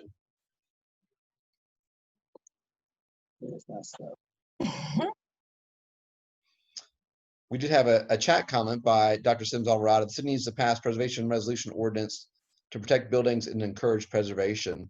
Is there particular places or themes you had in mind with that recommendation? No, not a particular theme, just overall. I mean, like I said, you know, the city has a tear down culture. It's the reason why we have this symbol of the Phoenix. We burn down everything and rebuild. Okay. Like, oh, I see those Phoenix wings reemerging. So that's part of the problem. You know, we love the big and the shiny and the new thing, and we don't understand, you know, city officials need to understand the economic value of preservation, but it's also those other, you know, the other needs as well, to why it's important for community and memory. But that's the first thing. If there's no law, no ordinance, no resolution, then it's kind of like we're just a bunch of talking heads. And you know, so the council members need to understand the value of it.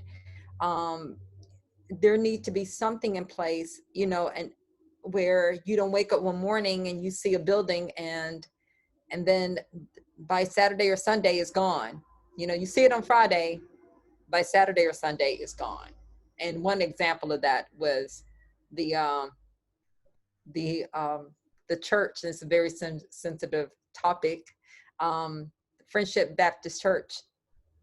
You know, we saw it on Friday, and I think Saturday or Sunday it was gone. It was a hole in the middle of the city, and people were told that they were going to have some say in the preservation of the church, but it was gone.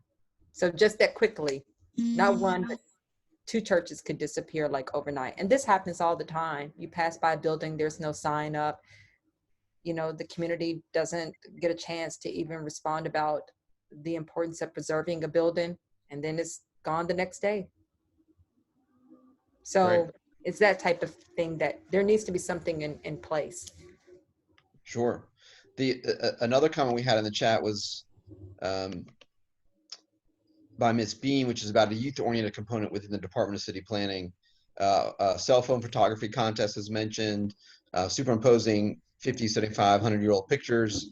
In fact, that is one, in general terms, one of the recommendations in the Future Places project is to both engage the school system with increased Atlanta history curriculum, as well as use photography, art, other sort of creative pursuits to, I think as Dr. Sims-Alvarado mentioned, really open up the conversation about what can be used to convey history and historic preservation. So that is also something we are you talking about, Ms. Bean, but we appreciate that comment. I believe, Mr. Barnes, did you unmute yourself to make a comment? Doug, can you hear me? Yes, we can. Doug, thank you. I've been involved in a lot of stuff in city planning and on zoning boards and all land use boards. One of the structural problems I see is not necessarily with the city of Atlanta, but with the Gold Dome. Georgia is not a commonwealth, so it's not really interested in the common good per se, but it's a proprietary state, which says the owner of the land can determine what they want to do with the land. Can you speak on that without digging the hole too much deeper? Thank you. Great question. So I believe what Mr. Barnes might be sort of referring to is that in the state of Georgia, the presumption of use on the land is given to the owner of the property, even with local zoning or even preservation ordinance requirements related to that.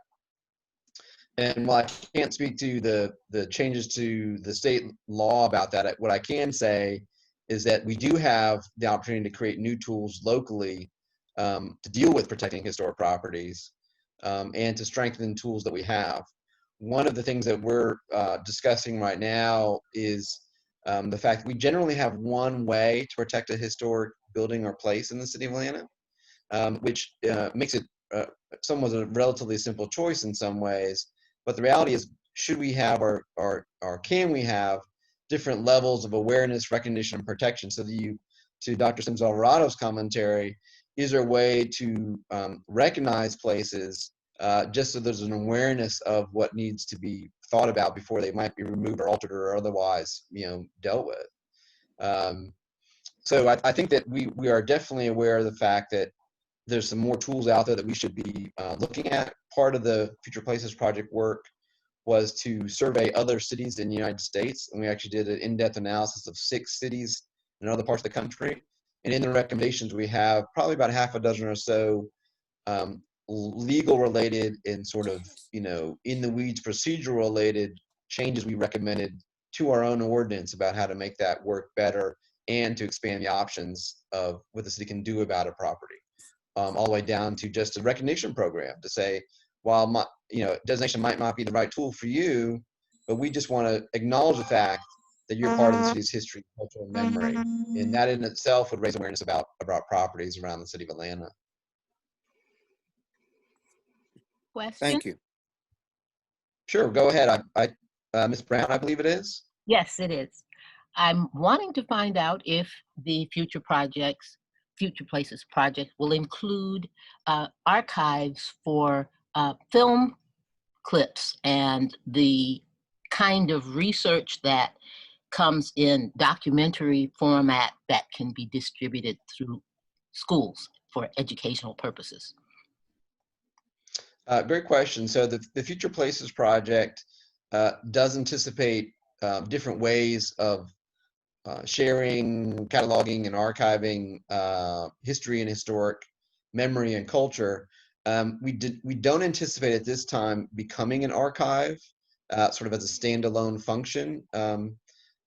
But what we do anticipate is trying to really improve our partnerships with other groups, and that could include archival related organizations that are better equipped to do that kind of handling and distribution. But on the website, if you go to AtlantaFuturePlaces.com, you'll see there's a way you can click on a link to get involved. And one of the things we're asking folks to do is tell us what interests they might have in Atlanta history and historic preservation, so that we can create, among other things, potential focus groups to take up some of these tasks, or maybe find through interest groups that can do those on behalf of the entire city of Atlanta, and have the city of Atlanta become a formal partner in that effort, so that we don't try to develop skills that have already been well developed by other folks. There's lots of folks on this call, for example, that are experts at what they do, and there's no reason for the city to become its own expert when we can just partner with folks who already are halfway down the road. Of course. And But it's a great question. With that point, what I'm really trying to get to is, how do we get it into the schools, into the education system? That's something that I would think that the city of Atlanta could have some impact on, or not. I'm asking. No, it's a great question. In fact, the city of Atlanta's planning department has, through Atlanta City Design, a curriculum module that it worked with the APS history program and teachers. And so our thought is to build on that program to add a more of a strident history component to it. So we already actually have an avenue to start down that process.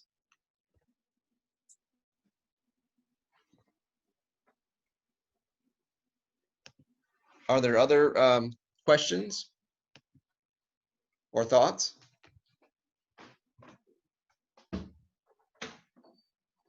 Again, I would emphasize that folks can go to atlfutureplaces.com and check out what we've already learned about what we don't know, frankly, what we don't know along the way, and can contribute to that dialogue. Doug Irving Moses, how are you today? I'm great, thanks. I put a question in the chat, which is basically asking, could you explain a little bit about how Atlanta assigns historic designations to local projects or sites? Sure, a great question, Mr. Moses. So As I mentioned, the city of Atlanta does have a historic ordinance, a historic preservation ordinance, and that can result in legal protection of historic properties or neighborhoods or corridors in the city of Atlanta. Right now, we have about 23 districts that are protected in some form or fashion, and about 63 individual buildings. And that amounts to about 10,000 or so properties in the city of Atlanta that have a protection under the city's preservation ordinance. And that's a lot of properties. It certainly keeps the staff busy, most of which are on this call today. But I will note that's probably about 5% of the city of Atlanta, give or take, if you count it by the number of properties, maybe 7%. And as we know from the commentary today, there's abundant opportunity to expand what is considered historic and significant and thus protected by the city of Atlanta. There's innumerable locations and places and spaces that meet that criteria. In short, the city's landmark protection ordinance relies on the city's zoning ordinance to create a legal framework for a property or a district.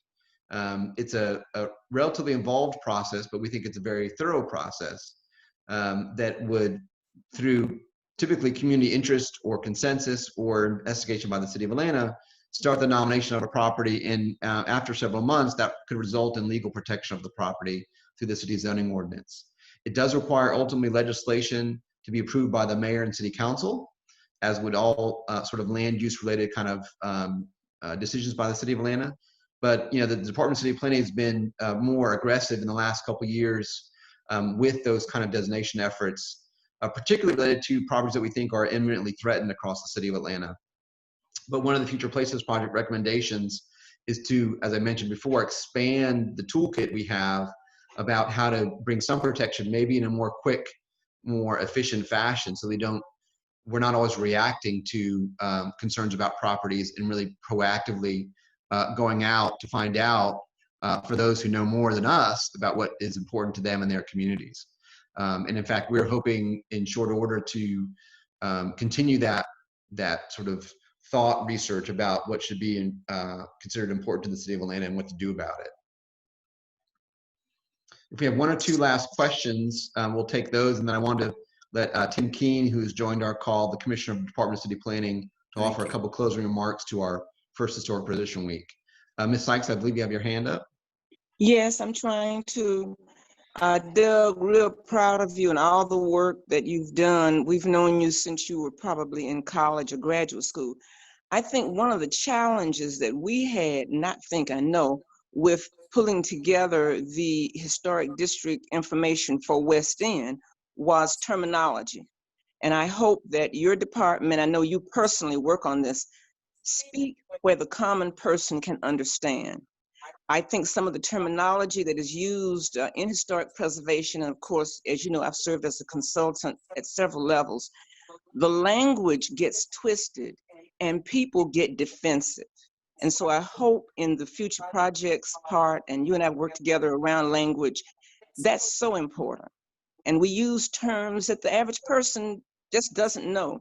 And so let's work on that, more community-oriented forums where we really talk about the importance of the language. Does that make sense, Doug?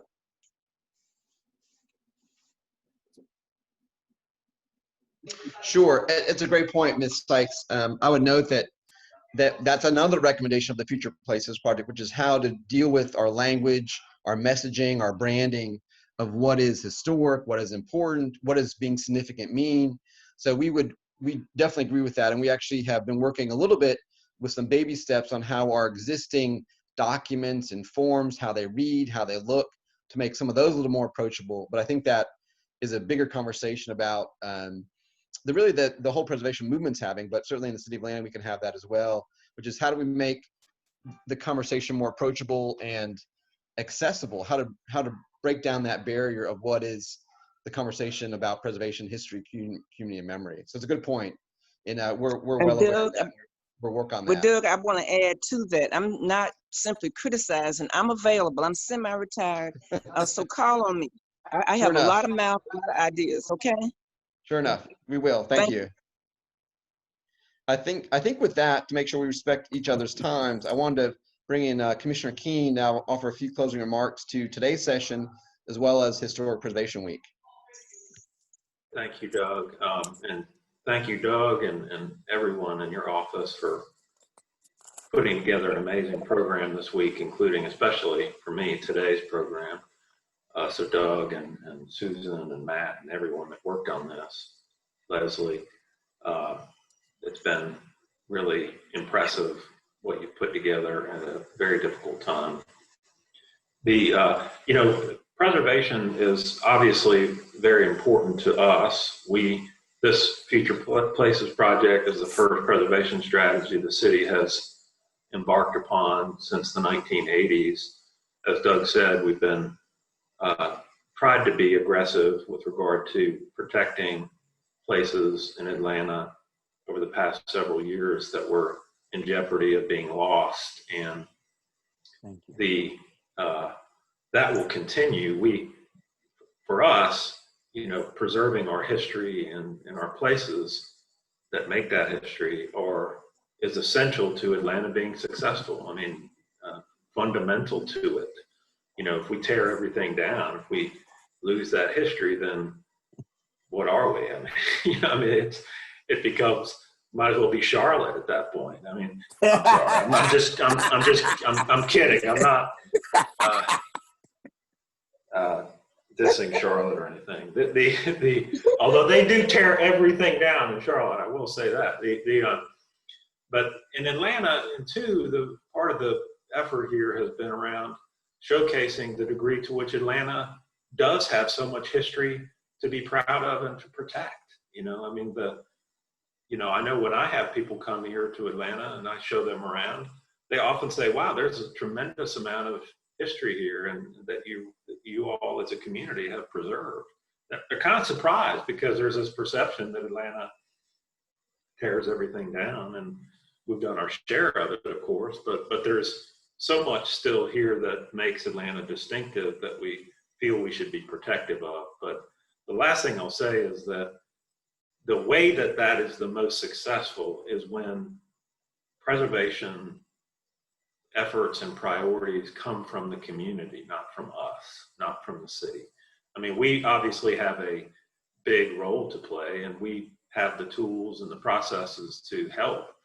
But when things are most accomplished is when the community comes to us and says, let's work together on preserving this or that.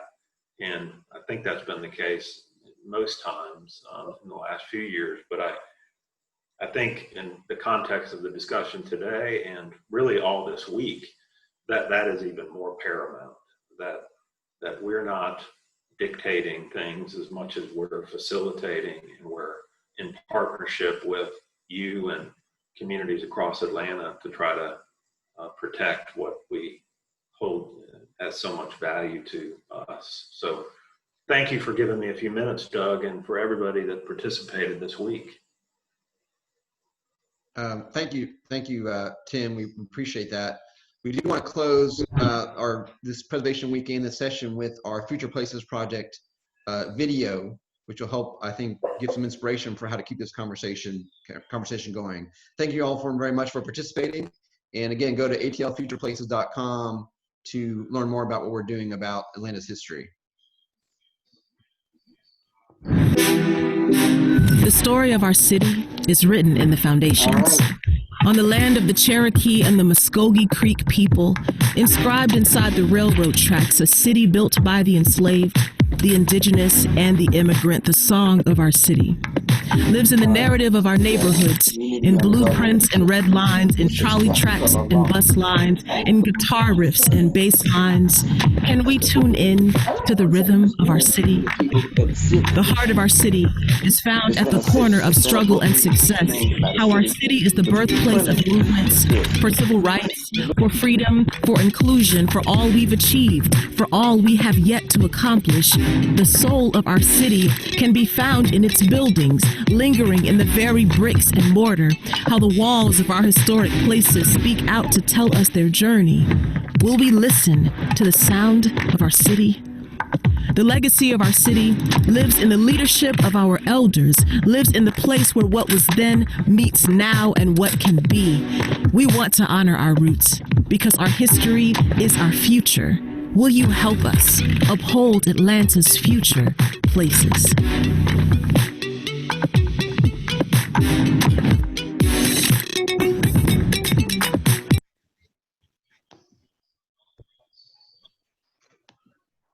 Thank you, everyone. And thank you for attending.